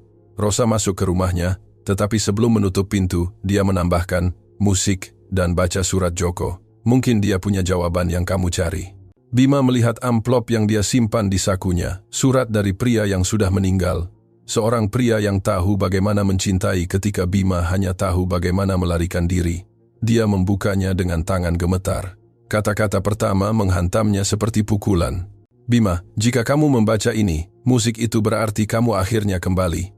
Bagus, karena ada sesuatu yang tidak pernah dikatakan Dewi padamu. Sesuatu yang hanya aku yang tahu dan sekarang kamu juga harus tahu. Bima membaca, dan dengan setiap kata dunianya runtuh sedikit lagi, karena apa yang ditulis Joko akan mengubah segalanya, benar-benar segalanya. Jika kamu ingin tahu bagaimana akhir musik kisah yang luar biasa ini, berlangganan sekarang. Jangan lewatkan hasilnya. Surat itu bergetar di tangan Bima. Kata-kata Joko, music, ditulis dengan tulisan tangan yang jelas, tenang, seolah-olah dia meluangkan waktu, seolah-olah dia tahu setiap kata penting. Musik Bima. Jika kamu membaca ini, itu berarti kamu akhirnya kembali. Bagus, karena ada sesuatu yang tidak pernah dikatakan Dewi padamu. Sesuatu yang hanya aku yang tahu dan sekarang kamu juga harus tahu. Musik bayi yang hilang Dewi, kembaran Mentari, tidak meninggal karena stres. Dia meninggal karena Dewi mencoba bunuh diri. 2 minggu setelah kamu pergi, ketika dia mengetahui dia hamil, dia minum pil, tidak banyak, cukup untuk tidur selamanya, cukup untuk tidak bangun dari rasa sakit. Tetangganya menemukannya. Mereka memanggil ambulans. Para dokter menyelamatkan Dewi dan salah satu bayi, tetapi yang lainnya tidak selamat. Ketika aku bertemu Dewi, 3 tahun kemudian, dia masih membawa rasa bersalah itu. Dia menyalahkan dirinya sendiri atas kematian putramu. Dia membenci dirinya sendiri karena begitu lemah, karena memilih melarikan diri daripada berjuang. Butuh waktu bertahun-tahun baginya untuk memaafkan dirinya sendiri. Bertahun-tahun untuk menerima bahwa Mentari pantas mendapatkan ibu yang tidak hidup di masa lalu. Musik. Aku menceritakan ini padamu bukan agar kamu menghakiminya, tetapi agar kamu mengerti betapa besar rasa sakit yang kamu sebabkan padanya, betapa kamu menghancurkannya. Jika kamu kembali, jika kamu membaca ini, itu karena kamu ingin menjadi bagian dari musik hidup mereka. Bagus, tetapi kamu perlu tahu kebenaran sepenuhnya. Kamu perlu mengerti bahwa keputusanmu memiliki konsekuensi yang hampir membunuh wanita yang kamu cintai. Jaga mereka, Bima. Jaga Mentari. Jaga Dewi. Bukan seperti yang aku lakukan, tetapi seperti yang seharusnya kamu lakukan sejak awal. Dengan hormat, musik Joko. Bima membaca surat itu 3 kali. Setiap kali kata-kata itu memotong lebih dalam. Dewi telah mencoba mati karena kesalahannya. Dia musik begitu putus asa, begitu hancur, sehingga dia memilih untuk melupakan. Dia bangkit dan berjalan. Dia tidak tahu kemana. Kakinya hanya bergerak. Dia berakhir di masjid desa. Tutup saat ini. Dia duduk di tangga. Aku hampir membunuhnya. Bisiknya pada malam. Dan aku tidak musik pernah tahu. Bagaimana dia bisa menatap matanya mengetahui ini? Bagaimana dia bisa berpura-pura bahwa dia pantas mendapatkan kesempatan kedua ketika yang pertama hampir menghancurkannya musik sepenuhnya? Teleponnya berdering. Itu asistennya, Tuan Castillo. Para investor khawatir. Proyek Riverside membutuhkan persetujuan Anda. Jika Anda tidak menandatangani sebelum hari Jumat, kita kehilangan kontrak. Biarkan mereka kehilangannya. Apa? Aku bilang biarkan mereka kehilangannya atau biarkan orang lain yang menandatangani. Aku tidak akan berada di sana. Tapi Tuan, itu 20 juta dolar AS. Aku tidak peduli. Musik. Dia menutup telepon. Dia mematikan telepon. Untuk pertama kalinya dalam 15 tahun. Uang tidak penting. Saat fajar dia mengetuk pintu Dewi. Dia membuka dengan mata bengkak. Dia juga tidak tidur. Apa yang kamu lakukan di sini sepagi ini? Aku membaca surat Joko. Warna meninggalkan wajah Dewi. Surat apa yang dia tinggalkan yang akan diberikan Rosa padamu? Aku tidak tahu apa yang kamu bicarakan. Dewi, tolong, jangan ada kebohongan lagi. Dia mundur, tangannya gemetar. Kamu tidak punya hak untuk membaca surat itu. Aku tahu dan aku minta maaf, tetapi aku membacanya. Dan sekarang aku tahu apa yang kamu lakukan. Dewi menjatuhkan diri ke kursi. Dia membenamkan wajahnya di tangannya. Aku tidak ingin kamu tahu. Mengapa? Karena aku malu setiap hari dalam hidupku. Aku malu karena begitu lemah. Bima berlutut di depannya. Kamu tidak lemah, kamu hancur dan aku yang menghancurkanmu. Tidak, Dewi mendongak. Aku yang minum pil itu. Aku yang memilih menyerah. Itu bukan salahmu. Ya, itu salahku. Semuanya salahku. Tidak, musik, kamu tidak memaksaku melakukan apapun. Aku hanya tidak tahan dengan rasa sakitnya. Mentari tahu, ya Tuhan, tidak dan dia tidak akan pernah tahu. Kepanikan memenuhi suara Dewi. Janjikan padaku kamu tidak akan pernah memberitahunya. Aku janji. Mengapa kamu datang untuk memberitahuku bahwa kamu membaca surat itu? Bima duduk di lantai di depannya. Karena aku perlu kamu tahu bahwa aku mengerti, bahwa aku tidak menghakimimu, bahwa aku mengagumi kekuatanmu untuk terus maju. Aku tidak merasa kuat, tapi kamu kuat. Lihat semua yang kamu bangun. Sendirian dengan 3 anak, tanpa bantuan. Aku punya bantuan. Joko. Joko adalah pria yang baik, tapi itu tidak mengubah apa yang kamu lakukan. Musik, kamu selamat, kamu membesarkan anak-anakmu, kamu mencintai mereka, itu kekuatan. Dewi menangis. Isak tangis yang datang dari lubuk hati. Bertahun-tahun rasa sakit yang terpendam, Bima tidak tahu apakah dia bisa memeluknya. Jika dia, Dewi bersandar padanya, dan dia memeluknya saat dia menangis. Aku akan menyelamatkannya, bisiknya. Mentari, aku akan melakukan apapun yang diperlukan, aku tahu. Dan setelah itu, jika kamu mengizinkanku, aku akan menghabiskan sisa hidupku untuk mengkompensasi 15 tahun ini. Kamu tidak bisa mengkompensasi waktu yang hilang. Kalau begitu aku akan menciptakan waktu baru, kenangan yang lebih baik. Dewi melepaskan diri, musik menyeka air matanya. Hasil tes datang hari ini. Dokter akan menelepon. Dan jika dia mengatakan tidak ada waktu, bahwa operasi harus lebih cepat, musik, maka itu akan lebih cepat. Dewi, aku harus mengatakan yang sebenarnya kepada Mentari sebelum operasi. Mengapa? Karena jika terjadi sesuatu yang salah, Bima tidak bisa menyelesaikan kalimatnya. Tidak ada yang akan salah. Tapi jika itu salah, dia pantas tahu bahwa ayahnya mencintainya. Bahwa dia selalu mencintainya. Bahkan ketika dia tidak tahu dia ada. Dewi menutup matanya. Beri dia 1 hari lagi, hanya 1 hari, untuk menjadi gadis normal, sebelum dunianya berubah selamanya. Baiklah. 1 hari, telepon Dewi berdering. Itu rumah sakit. Ya, suaranya bergetar, dia mendengarkan. Wajahnya menjadi pucat. Aku mengerti. Ya, kami akan berada di sana. Musik. Dia menutup telepon. Dia menatap Bima dengan mata penuh ketakutan. Hasilnya lebih buruk dari yang mereka kira. Mereka ingin mengoperasi besok pagi. Jika kita menunggu lebih lama, risikonya terlalu tinggi.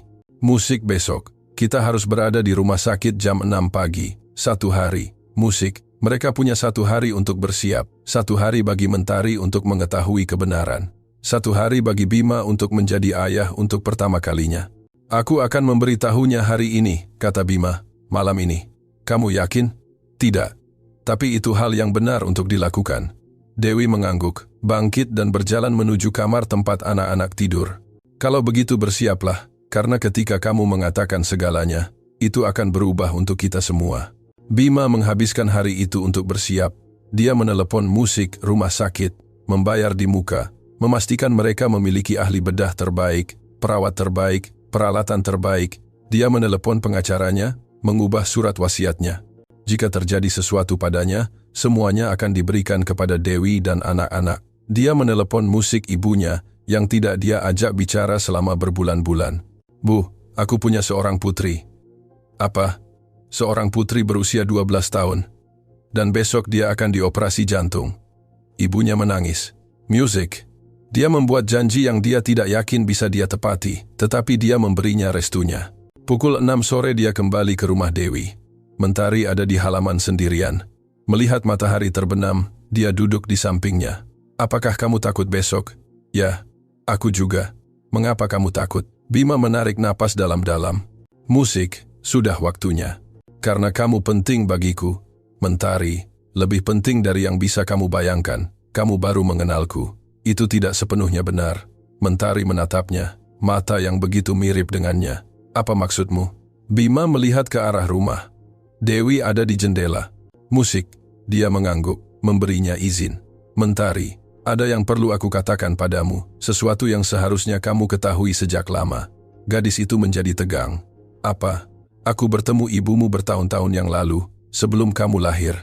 Kami menikah. Kamu, Mentari melompat berdiri. Kamu yang pergi? Ya. Musik, yang meninggalkannya. Ya. Yang membuatnya menangis sepanjang malam yang aku dengar. Setiap kata adalah peluru. Tetapi Bima menerima semuanya. Ya.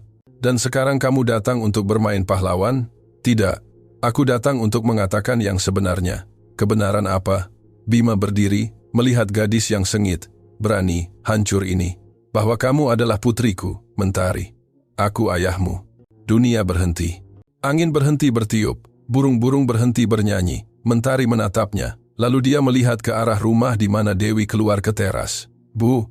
Suaranya kecil, ketakutan. Dewi mengangguk, air mata mengalir di pipinya. Itu benar, sayang.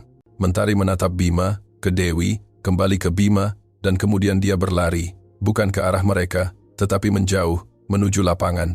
Kemana saja yang bukan di sini. Bima mulai mengikutinya. Tetapi Dewi menghentikannya.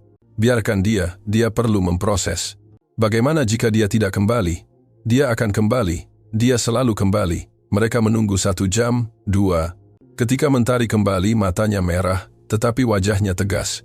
Kamu akan meninggalkanku lagi? Tanyanya pada Bima. Tidak. Bagaimana aku tahu? Kamu tidak tahu. Kamu hanya bisa memberiku kesempatan untuk membuktikannya. Mentari menatapnya untuk waktu yang lama. Baiklah. Tapi jika kamu meninggalkanku, jika kamu meninggalkan kami, aku tidak akan pernah memaafkanmu. Aku tidak akan meninggalkanmu. Dia masuk ke rumah, meninggalkan Bima dan Dewi dalam keheningan malam.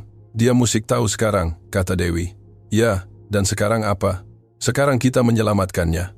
Besok operasinya, momen yang akan menentukan apakah Bima akan memiliki kesempatan untuk menjadi ayah atau apakah dia akan kehilangan segalanya sebelum memulai. Pukul 5 pagi. Rumah itu hening. Bima tidak tidur. Musik. Dia tinggal di mobilnya sepanjang malam. Mengawasi.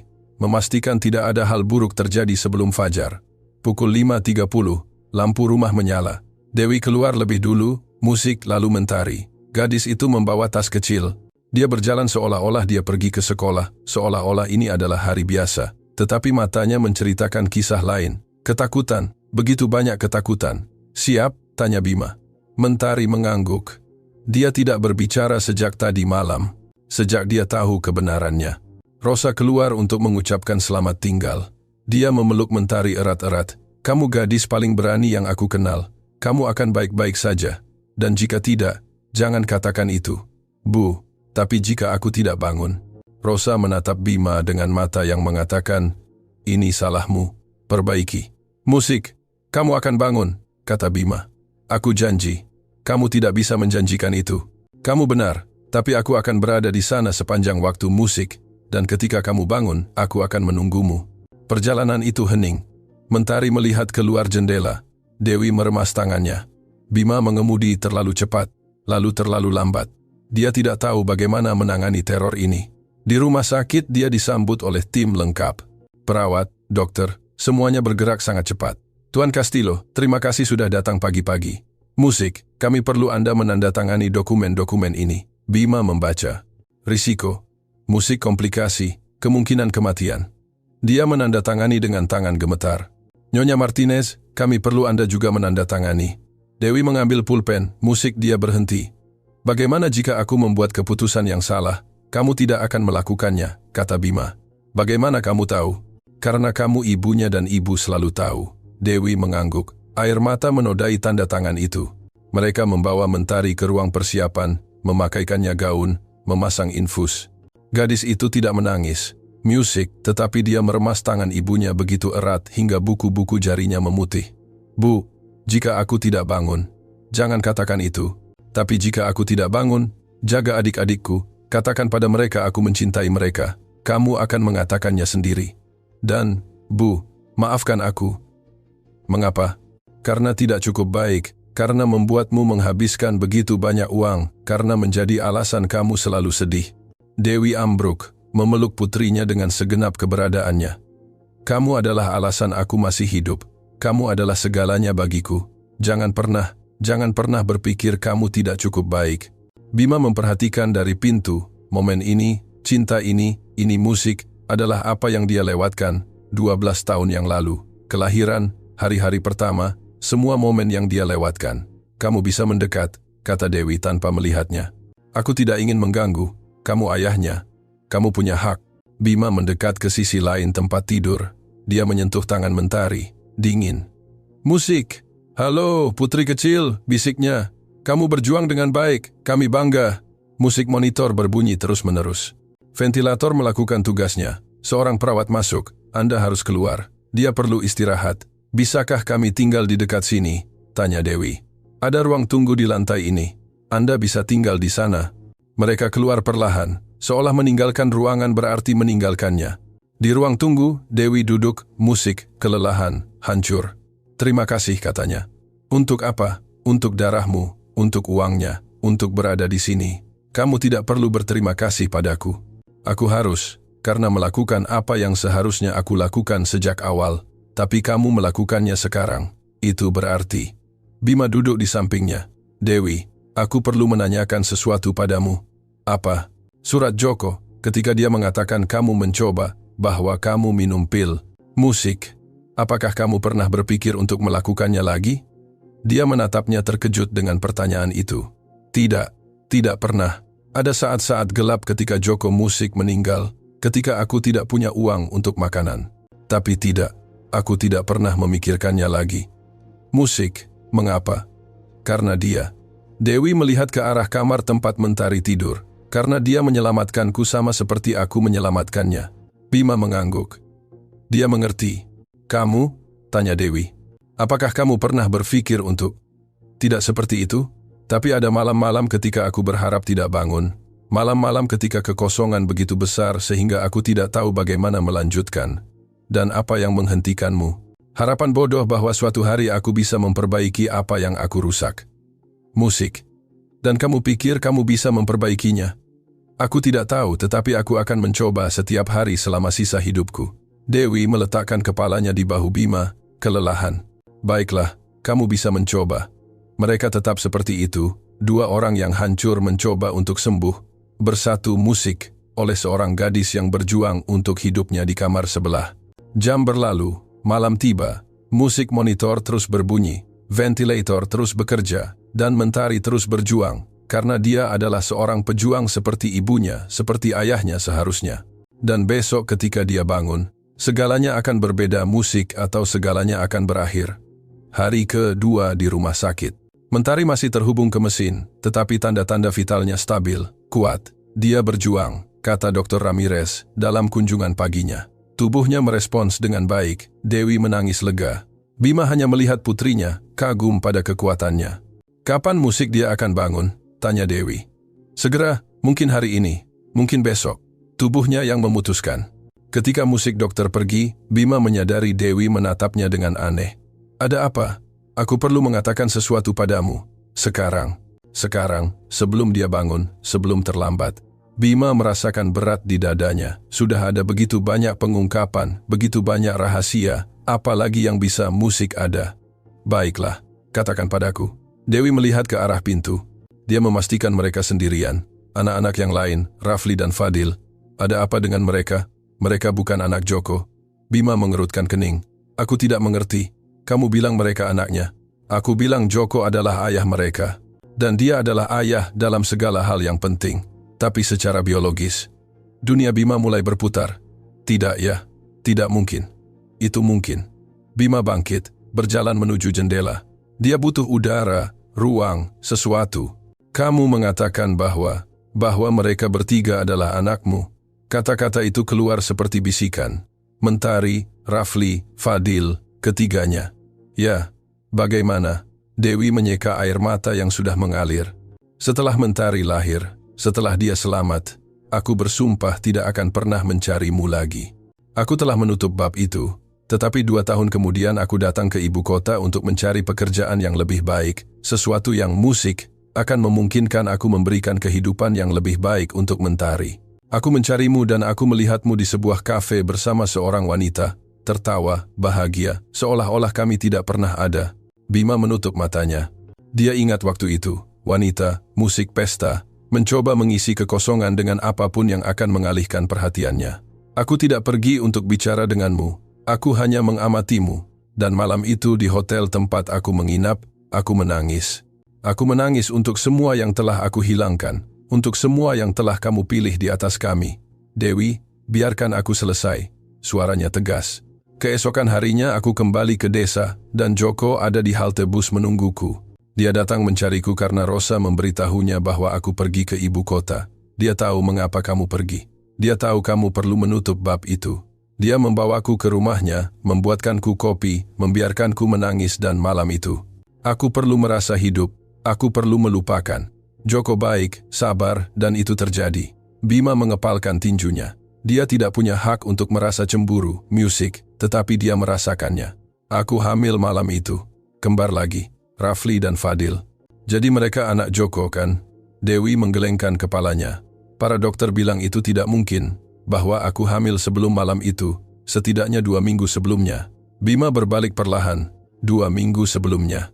Ya, tapi kamu dan aku tidak. Sudah bertahun-tahun, tepat. Dan aku sudah menggunakan perlindungan sejak dia lahir, pil, semuanya, karena aku tidak bisa mengambil risiko kehamilan lagi. Musik. Lalu bagaimana? Para dokter mengatakan, itu adalah kasus yang sangat langka. Sperma yang layak yang tetap tidak aktif, atau kehamilan samar yang tidak terdeteksi. Sesuatu yang secara medis tidak mungkin, tetapi bukan tidak mungkin. Bima duduk.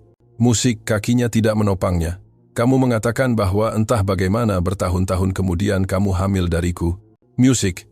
Para dokter melakukan tes setelah mereka lahir, tes DNA, karena Joko perlu tahu, dia pantas tahu apakah mereka anaknya. Dan apa kata tesnya? Bahwa secara biologis, mereka bukan anak Joko. Dokter menyarankan mungkin ada orang lain. Musik. Tetapi aku bersumpah, aku hanya pernah bersamamu. Bahwa Joko adalah yang pertama setelah kamu. Jadi tesnya salah. Aku pikir begitu selama musik bertahun-tahun. Aku percaya itu sampai 6 bulan yang lalu ketika Mentari membutuhkan operasi dan mereka melakukan tes darah ekstensif padanya, yang menemukan musik penanda genetik langka, sangat langka, 1 dari 1.000.000. Dokter mengatakan bahwa jika adik-adiknya berbagi penanda itu berarti mereka pasti memiliki ayah biologis yang sama. Musik Bima bisa melihat kemana arahnya. Dan aku melakukan tes pada Rafli dan Fadil, musik tanpa memberitahu siapapun, aku perlu tahu. Dewi mengeluarkan amplop dari tasnya. Hasilnya datang sehari sebelum kamu muncul. Dia menyerahkan amplop itu. Bima membukanya dengan tangan gemetar. Ketiga anak itu, Mentari, Rafli, Fadil, musik, semuanya berbagi penanda genetik R yang sama. Semuanya anakku? Ya. Ketiganya? Ya. Bima melihat Mentari di tempat tidur. Kemudian dia memikirkan 2 anak di rumah bersama Rosa. Anak-anaknya, semuanya. Musik, Joko, tahu? Pada akhirnya. Ya, aku memberitahunya ketika hasilnya mengkonfirmasi apa yang selalu dia curigai, seminggu sebelum dia meninggal. Dan apa, musik katanya. Dia bilang itu tidak penting, bahwa dia membesarkan mereka, bahwa dia adalah ayah mereka, bahwa DNA tidak mendefinisikan cinta. Bima merasakan air mata mengalir di pipinya. Dia adalah pria yang lebih baik daripada yang pernah aku bisa. Kamu tidak tahu, kamu belum mencoba. Dia membesarkan musik mereka selama bertahun-tahun, tahu bahwa mereka bukan anaknya, tahu bahwa mereka anakmu, koreksi Dewi, dan memilih untuk mencintai mereka bagaimanapun juga. Mengapa kamu memberitahuku sekarang? Karena jika terjadi sesuatu pada Mentari, jika dia tidak bangun, kamu perlu tahu bahwa kamu punya 2 anak lagi yang membutuhkanmu, yang pantas mengenal ayah mereka. Tetapi mereka percaya Joko adalah ayah mereka. Dan dia memang begitu, tapi kamu juga. Keduanya bisa benar. Bima berjalan ke tempat tidur, Mentari menyentuh tangannya. Aku punya 3 anak, ya, dan aku tidak hadir untuk mereka semua. Tapi kamu ada di sini sekarang. Apakah itu cukup? Aku tidak tahu, tapi itu permulaan. Pintu musik terbuka. Seorang perawat masuk. Ada 2 anak di resepsi. Mereka bilang mereka saudara dari pasien. Seorang wanita bernama Rosa membawa mereka. Dewi menatap Bima dengan panik. Music. Mereka tidak bisa dibiarkan sendirian. Rosa pasti membawa mereka. Kamu ingin mereka pergi? Tidak. Tapi bagaimana aku menjelaskan kepada mereka? Bagaimana aku mengatakan kepada mereka bahwa pria yang ada di sini adalah... Kita tidak mengatakan apa-apa kepada mereka dulu. Aku hanya teman yang membantu. Tidak lebih. Kamu yakin? Musik. Tidak. Tetapi aku tidak akan membuat mereka lebih bingung di tengah semua ini. Mereka turun ke resepsi. Rafli dan Fadil menunggu bersama Rosa. Mata mereka merah karena menangis. Mentari, baik-baik saja? Tanya musik, Rafli. Dia lebih baik, kata Dewi memeluk mereka. Dia berjuang. Fadil, yang terkecil, menatap Bima. Kamu tuan kaya? Bima berlutut. Namaku Bima. Musik, aku teman ibumu. Dan kamu menyelamatkan Mentari? Para dokter yang menyelamatkannya. Aku hanya membantu, terima kasih. Anak itu memeluknya. Musik, sederhana, polos, tanpa mengetahui dia memeluk ayahnya. Bima memeluknya. Musik, anak ini putranya, yang berbau sabun murah dan tanah, yang memiliki mata, hidungnya. Musik, Rafli, yang lebih pendiam, mengamati. Rosa bilang kamu penting, tidak sepenting kalian. Kamu akan tinggal? Itu adalah pertanyaan yang semua orang tanyakan. Musik. Pertanyaan yang Bima masih belum tahu bagaimana menjawab dengan pasti. Aku akan mencoba. Mencoba tidak dihitung. Ayahku bilang kamu melakukannya atau tidak. Semua orang mengutip Joko. Pria hantu ini yang telah menjadi ayah yang lebih baik tanpa ikatan darah daripada Bima dengan semua DNA-nya. Kamu benar. Kalau begitu ya musik aku akan tinggal. Rafli mengangguk, menerima janji itu, percaya ketika dia seharusnya tidak percaya. Mereka membawa mereka ke kafetaria. Membeli makanan, anak-anak makan dengan lahap. Mereka berbicara tentang Mentari, betapa mereka merindukannya, bagaimana mereka merawat tempat tidurnya yang kosong. Bima mengamati mereka. Anak-anak ini, anak-anaknya dengan kehidupan lengkap yang tidak pernah dia ketahui, kenangan yang tidak dia bagi, cerita di mana dia tidak ada. Bagaimana dia pulih dari itu? Bagaimana dia menjadi ayah bagi anak-anak yang sudah punya satu, meskipun ayah itu sudah meninggal? Rosa mendekatinya sementara Dewi membawa anak-anak ke kamar mandi. Dia tahu sekarang, apa, bahwa mereka anakmu. Aku lihat bagaimana kamu melihat mereka. Musik, Dewi memberitahuku. Joko juga memberitahuku sebelum dia meninggal. Dan apa pendapatmu? Pendapatku adalah genetik, tidak membuat seorang ayah. Musik, tetapi ketidakhadiran juga tidak membuatmu berhenti menjadi ayah. Rosa menatapnya langsung. Anak-anak itu butuh ayah. Kamu perlu menjadi musik ayah, tapi mereka butuh waktu. Semua orang butuh waktu. Berapa lama? Selama diperlukan. Ketika mereka kembali ke kamar Mentari, sesuatu telah berubah. Monitor berbunyi berbeda. Doktor Ramirez ada di sana sedang memeriksa. Ada apa? Dewi berlari. Lihat, dokter musik menunjuk. Mata Mentari bergerak di bawah kelopak matanya. Jari-jarinya melentur. Dia bangun. Kelopak mata Mentari bergerak sekali. 2 kali. Sayang, aku di sini. Dewi meraih tangannya. Musik, ibu di sini. Mata Mentari terbuka perlahan, bingung, berusaha fokus. Bu, suaranya serak karena selang yang baru saja dilepas darinya. Musik. Ya sayang, aku di sini. Aku mati? Tidak. Dewi tertawa di antara air mata. Kamu hidup, kamu berjuang dan kamu menang. Mentari melihat sekeliling, melihat mesin, selang, kabel. Lalu dia melihat Bima. Kamu datang. Aku bilang aku akan berada di sini. Aku pikir kamu berbohong. Aku tidak berbohong. Rafli dan Fadil mendekat dengan malu-malu ke tempat tidur. Musik Mentari. Rafli menyentuh tangannya dengan hati-hati. Kamu membuat kami takut. Maaf. Kamu tidak perlu meminta maaf, kata Fadil memanjat ke tempat tidur dengan hati-hati. Hanya jangan lakukan lagi. Mentari tersenyum lemah. Lalu musik dia melihat ibunya. Berapa lama? 2 hari. Tapi itu sudah berakhir. Kamu baik-baik saja sekarang. Sakit. Aku tahu, tapi itu akan membaik. Dokter berjanji. Musik, dokter. Ramirez masuk memeriksa tanda-tanda vital, tersenyum. Kamu seorang pejuang, Mentari. Jantungmu berdetak kencang. Aku tidak akan mati lagi? Tidak, untuk waktu yang sangat lama. Bisakah aku pulang? Dalam beberapa hari, kita perlu memastikan semuanya sembuh dengan baik. Ketika dokter pergi, Mentari menatap Bima lagi. Benarkah apa yang kamu katakan sebelum operasi? Bagian mana? Bahwa kamu ayahku. Anak-anak terdiam. Dewi juga. Mentari, ini bukan waktunya. Mulai Dewi. Aku ingin tahu. Aku hampir mati. Aku pantas tahu. Dia benar. Dia telah berjuang untuk hidupnya. Dia pantas mendapatkan kebenaran. Ya, musik, kata Bima. Aku ayah kandungmu. Rafli menatap Bima, lalu ibunya. Apa artinya itu? Itu berarti bahwa dahulu kala, sebelum kalian lahir, aku bertemu ibumu, jelas Bima dengan hati-hati. Dan kami saling mencintai, tetapi aku membuat kesalahan besar. Aku pergi ketika aku seharusnya tidak melakukannya. Musik. Dan sekarang kamu kembali? Tanya Rafli dengan curiga. Ya. Sampai kapan? Selamanya. Itu yang dikatakan ayah teman-temanku, Rafli Cahyo. Dia pergi setelah 2 bulan. Pengamatan anak-anak lebih menyakitkan musik daripada tuduhan orang dewasa manapun. Aku mengerti kamu tidak percaya padaku. Kamu tidak seharusnya. Belum. Fadil, yang terkecil, menatap Bima dengan mata ingin tahu. Kamu juga ayahku. Dewi cepat-cepat menyela. Fadil, itu rumit. Tidak, potong Bima. Dia telah membuat keputusan. Itu tidak rumit. Musik. Ya, Fadil, aku juga ayahmu. Dan Rafli. Ketiganya. Rafli tampak tercengang. Ketiganya? Tapi ayahku Joko. Joko adalah ayah kalian dalam segala hal yang penting, kata Bima dengan tegas. Dia membesarkan kalian, mencintai kalian, mengajari kalian. Aku hanya berbagi darah dengan kalian, tetapi dia adalah ayah sejati kalian. Rafli memproses informasi itu. Matanya dipenuhi air mata. Aku tidak mau ayah lain, aku mau ayahku. Aku tahu, dan aku tidak akan pernah mencoba menggantikannya. Musik, tidak ada yang bisa. Lalu kamu apa? Bima tidak punya jawaban. Dia itu apa? Orang asing dengan uang, ayah yang absen mencoba memberikan kompensasi, pria yang hancur mencari penebusan. Aku seseorang yang ingin mengenal kalian, berada dalam hidup kalian, membantu kalian.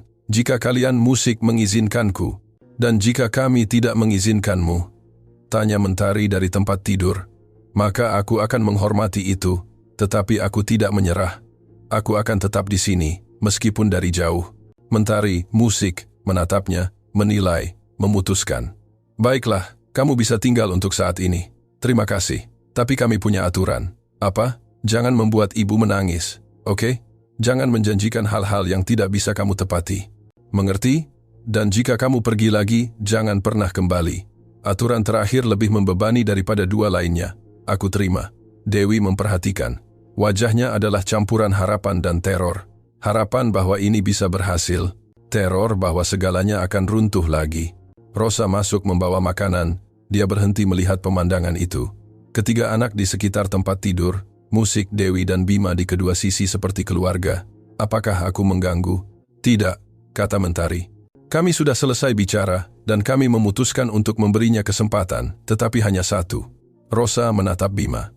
Jangan sia-siakan. Aku tidak akan. Hari-hari berikutnya adalah tarian yang hati-hati. Bima mengunjungi setiap hari. Dia membawa buku, mainan, tetapi di atas segalanya dia membawa waktu. Dia duduk bersama Mentari, mendengarkan ceritanya, ketakutannya, mimpinya. Dia mengenal Rafli, yang mencintai binatang dan bermimpi menjadi dokter hewan. Dia mengenal Fadil, musik, yang terus-menerus menggambar dan melihat sihir dalam segala hal, dan perlahan, sangat perlahan, mereka mulai percaya. Seminggu setelah operasi, Mentari keluar dari rumah sakit. Dia bisa pulang. Bima telah menyiapkan sesuatu. Dengan izin Dewi, dia telah merenovasi rumah, musik tidak mewah, tetapi praktis. Atap baru, listrik yang berfungsi, tempat tidur baru untuk anak-anak.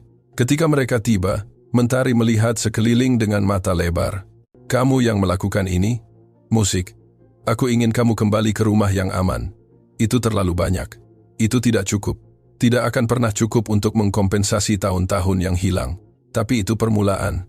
Rafli menjelajahi tempat tidur barunya. Fadil menemukan peralatan musik seni baru. Mentari hanya duduk di sofa yang diperbarui dan menangis. Musik? Mengapa kamu menangis? Tanya Bima khawatir. Karena untuk pertama kalinya setelah sekian lama, aku tidak takut. Takut apa?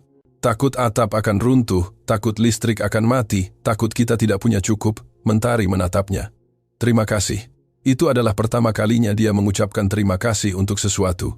Kamu tidak perlu berterima kasih. Ya, aku harus, karena ini. Ini berarti mungkin kamu akan tinggal. Aku akan tinggal. Janji? Janji. Malam itu, saat anak-anak tidur di tempat tidur baru mereka, Dewi dan Bima duduk di teras. Kamu memenangkan hati mereka, katanya. Itu bagus. Ya, tapi itu juga membuatku takut. Mengapa? Karena jika kamu pergi, jika kamu mengecewakan mereka, rasa sakitnya akan lebih buruk dari semua yang sebelumnya. Aku tidak akan pergi, Dewi. Itu yang kamu katakan sebelumnya. Aku tahu, tapi kali ini berbeda. Musik, bagaimana? Karena sekarang aku tahu apa yang hilang dariku, dan aku tidak akan kehilangannya lagi. Dewi menatapnya mencari kebohongan, mencari jebakan. Dia tidak menemukan apapun. Baiklah, aku musik percaya padamu. Untuk saat ini. Itu cukup untuk saat ini. Tetapi yang tidak mereka ketahui adalah bahwa masa lalu masih menyimpan rahasia. Satu lagi yang terbesar dari semuanya. Dan ketika itu terungkap, itu akan mengubah segalanya musik lagi. Karena di desa kecil, di mana semua orang saling kenal, di mana cerita diturunkan dari generasi ke generasi, beberapa rahasia terlalu besar untuk tetap terkubur. Dan rahasia ini melibatkan tidak hanya Bima dan Dewi, tetapi alasan sebenarnya mengapa Bima pergi 15 tahun yang lalu.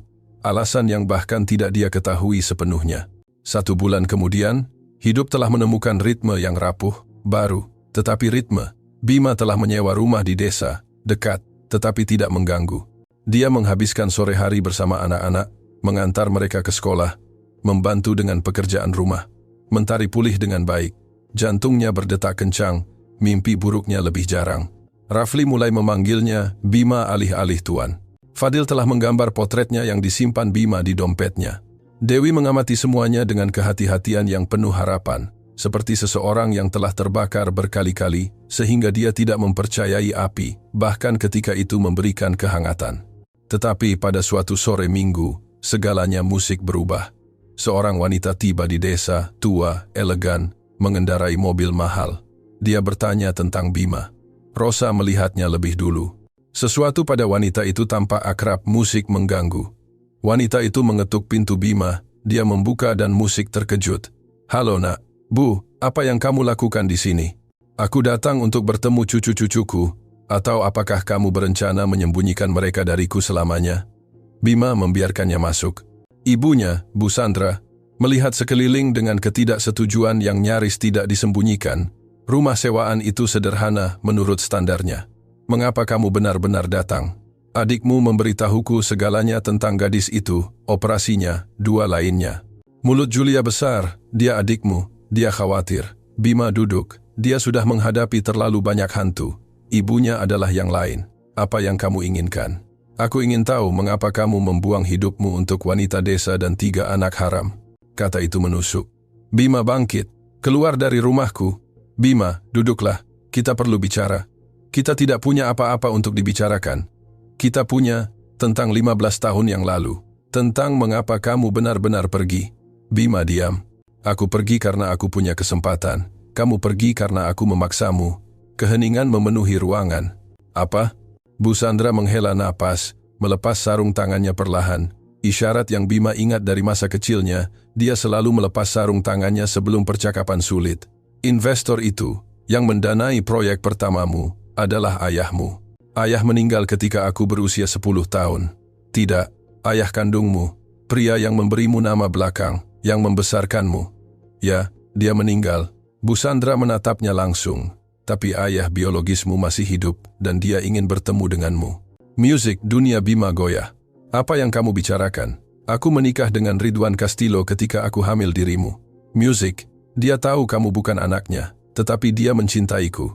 Dia memberimu namanya, membesarkanmu sebagai putranya. Tidak, ayah kandungmu adalah Alejandro Ruiz, pengusaha, jutawan, pria yang muncul 15 tahun yang lalu, dengan tawaran yang tidak bisa kamu tolak. Bima menjatuhkan diri di sofa. Mengapa kamu tidak pernah memberitahuku? Karena kamu akan menikah dengan gadis itu, kamu akan tinggal di desa yang terlupakan ini, kamu akan menyia-nyiakan bakatmu. Kamu akan bahagia, koreksi Bima dengan getir. Kamu akan miskin, dan aku sudah berjuang terlalu keras untuk mengeluarkan kita dari kemiskinan. Aku tidak akan membiarkanmu kembali ke sana. Lalu apa yang kamu lakukan? Aku mengatakan kepada Alejandro bahwa kamu ingin bertemu dengannya, bahwa kamu ingin musik warisanmu. Dia menetapkan syarat. Kamu ingin uangnya. Kamu harus meninggalkan hidupmu di sini, pindah, bekerja dengannya, musik, membuktikan bahwa kamu layak. Dan aku, kamu muda, ambisius. Ketika aku menawarimu kesempatan untuk bertemu ayah kandungmu, untuk menjadi bagian dari kerajaannya, musik, kamu tidak berpikir dua kali. Bohong, aku ragu. Dewi adalah hambatan. Jadi aku memastikan kamu tidak datang bersamanya. Musik bagaimana? Bu Sandra menunduk. Untuk pertama kalinya, Bima melihat rasa malu di wajahnya. Aku mengatakan kepadamu bahwa Alejandro menuntutmu datang sendirian, bahwa itu adalah syaratnya. Dan kepada Dewi aku mengirimkan surat. Bima melompat berdiri. Musik, surat apa? Surat darimu. Atau begitulah yang dia pikirkan, mengatakan bahwa kamu telah bertemu orang lain, bahwa pernikahan itu adalah kesalahan, bahwa dia tidak boleh mencarimu lagi. Kamu berbohong, seandainya. Tapi tidak. Bu Sandra mengeluarkan kertas lama dari tasnya. Ini salinan yang aku simpan. Bima membacanya. Itu adalah tulisan tangannya, atau tiruan yang sempurna. Kata-kata kejam yang tidak pernah dia tulis. Salam perpisahan yang tidak pernah dia berikan. Dewi menerima ini? Ya. 3 hari setelah kamu pergi. Semuanya masuk akal. Mengapa Dewi mengganti nomornya? Mengapa dia tidak pernah mencarinya? Mengapa ketika dia akhirnya mencoba kembali, dia sudah bersama Joko? Kamu menghancurkan hidupku. Aku memberimu kehidupan yang lebih baik. Kamu menghancurkan keluargaku sebelum aku punya kesempatan untuk menciptakannya. Aku memberimu kekayaan, kesuksesan, semua yang kamu inginkan. Aku ingin Dewi. Aku ingin putraku. Aku ingin kehidupan yang sedang kita bangun. Bu Sandra berdiri. Kamu terlalu muda untuk tahu apa yang kamu inginkan. Aku berusia 23 tahun. Cukup umur untuk memutuskan. Musik dan lihat dirimu sekarang. Jutawan, sukses. Kamu akan mengatakan padaku kamu menyesal setiap hari dalam hidupku. Pintu terbuka. Itu Dewi. Dia telah mendengar semuanya dari teras. Benar. Suaranya bergetar. Surat itu. Bima berbalik. Aku tidak pernah menulis surat itu, tapi aku menerimanya dengan tulisan tanganmu, tanda tanganmu. Ibuku memalsukannya. Dewi menatap Bu Sandra. Bertahun-tahun rasa sakit berubah menjadi musik amarah. Anda mengambil 15 tahun saya dengan pria yang saya cintai. Saya memberikan putra saya masa depan. Musik Anda mengambil keluarganya. Saya mengambil kemiskinan, stagnasi, kehidupan yang biasa-biasa saja. Dewi mendekati Bu Sandra. 2 wanita, 2 pandangan dunia, 2 gagasan tentang cinta. Putra Anda punya 3 anak yang tumbuh tanpa ayah, yang menangis bertanya-tanya mengapa mereka tidak cukup baik untuk dicintai seseorang, yang melihat ibu mereka bekerja hingga kelelahan, yang mengenal kelaparan, rasa malu, pengabaian. Itu bukan salah saya. Itu justru salah Anda, dan salah Bima karena mempercayai Anda. Bima berdiri di antara mereka. Dewi, aku tidak tahu. Aku tahu, tapi kamu juga tidak bertanya, kamu tidak berjuang. Kamu berasumsi aku telah melupakanmu dan kamu melanjutkan hidup. Itu benar, musik menyakitkan. Bu Sandra berjalan menuju pintu. Aku datang untuk mengundangmu pulang, Bima. Ayahmu Alejandro meninggal bulan lalu. Dia meninggalkanmu musik segalanya, $500 juta AS. Tetapi hanya jika kamu kembali ke ibu kota, jika kamu mengambil alih bisnis, musik. Tidak. Apa yang kamu katakan? Tidak. Ambil uang itu, berikan kepada Julia. Aku tidak mau, Bima. Itu kekayaan. Itu uang kotor, dibeli dengan kebohongan. Aku tidak mau. Kamu konyol. Aku menjadi ayah. Sesuatu yang tidak pernah kamu ajarkan padaku. Bu Sandra menatapnya untuk waktu yang lama. Akhirnya dia mengangguk. Suatu hari kamu akan menyesalinya. Aku sudah menyesali banyak musik hal, tetapi keputusan ini tidak akan menjadi salah satunya. Ibunya pergi meninggalkan keheningan dalam ketidakhadirannya. Musik, Dewi duduk. Bima juga. 15 tahun, bisiknya, 15 tahun hancur oleh kebohongan. Aku minta maaf. Itu bukan salahmu. Tidak sepenuhnya. Aku seharusnya berjuang lebih keras. Aku seharusnya datang lebih awal. Aku seharusnya. Dewi meletakkan tangannya di atas tangannya. Itu sudah berlalu. Kita tidak bisa mengubahnya. Lalu apa yang kita lakukan? Kita lanjutkan dengan kebenaran. Kali ini, pintu terbuka. Mentari, Rafli, dan Fadil masuk. Mereka bersama Rosa. Siapa wanita itu? Tanya Mentari. Ibuku, jawab Bima. Musik, dia terlihat marah. Dia memang marah. Mengapa? Bima menatap Dewi. Dia mengangguk. Karena aku membuat keputusan yang tidak dia setujui. Musik, keputusan apa? Tinggal di sini bersama kalian selamanya. Mentari mempelajari wajahnya. Selamanya, sungguh, selamanya, sungguh. Dan jika dia kembali, dan jika dia menawarimu lebih banyak uang, tidak ada cukup uang di dunia untuk menjauhkanku dari kalian lagi. Rafli mendekat dengan malu-malu. Musik, bisakah kami memanggilmu ayah? Jantung Bima berhenti. Jika kalian mau. Tapi kita punya ayah lain, Joko, dan dia akan selalu menjadi ayah kalian. Tidak ada yang bisa menggantikannya, tetapi mungkin kalian bisa punya dua. Satu dalam kenangan kalian, dan satu di sini. Rafli berpikir, lalu mengangguk. Baiklah, ayah Bima. Fadil berlari memeluknya. Musik, aku punya ayah lagi. Mentari tetap di belakang. Mengamati, akhirnya dia mendekat. Satu kesempatan lagi, katanya. Tapi ini yang terakhir. Aku tahu, jangan sia-siakan.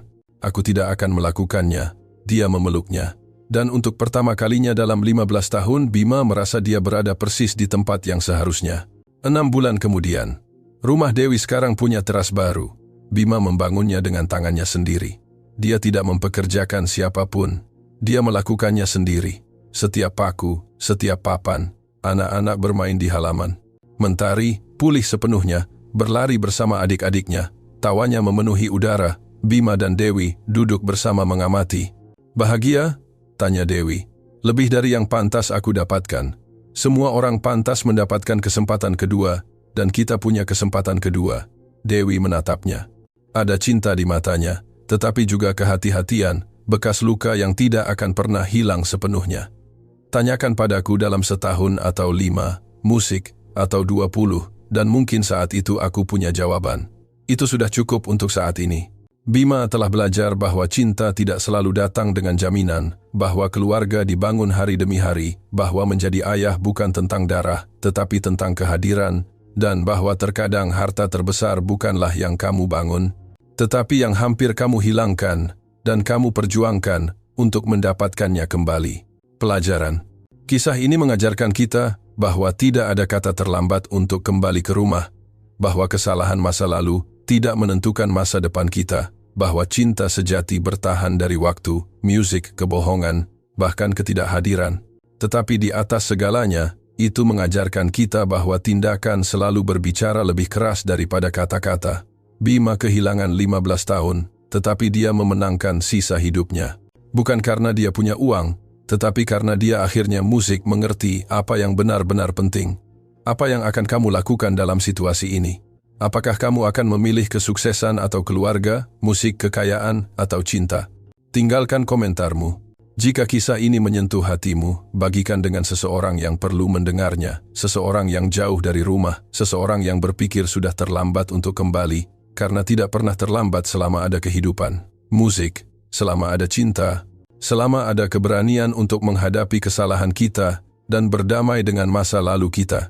Dan jangan lupa untuk berlangganan untuk lebih banyak kisah yang langsung menyentuh hati. Kisah kesempatan kedua. Keluarga yang hancur yang dibangun kembali. Cinta yang bertahan dari segalanya. Video berikutnya akan lebih mengejutkanmu. Karena kita semua punya rahasia, kita semua membawa rasa sakit, dan kita semua pantas mendapatkan kesempatan penebusan. Sampai jumpa di kisah berikutnya. M.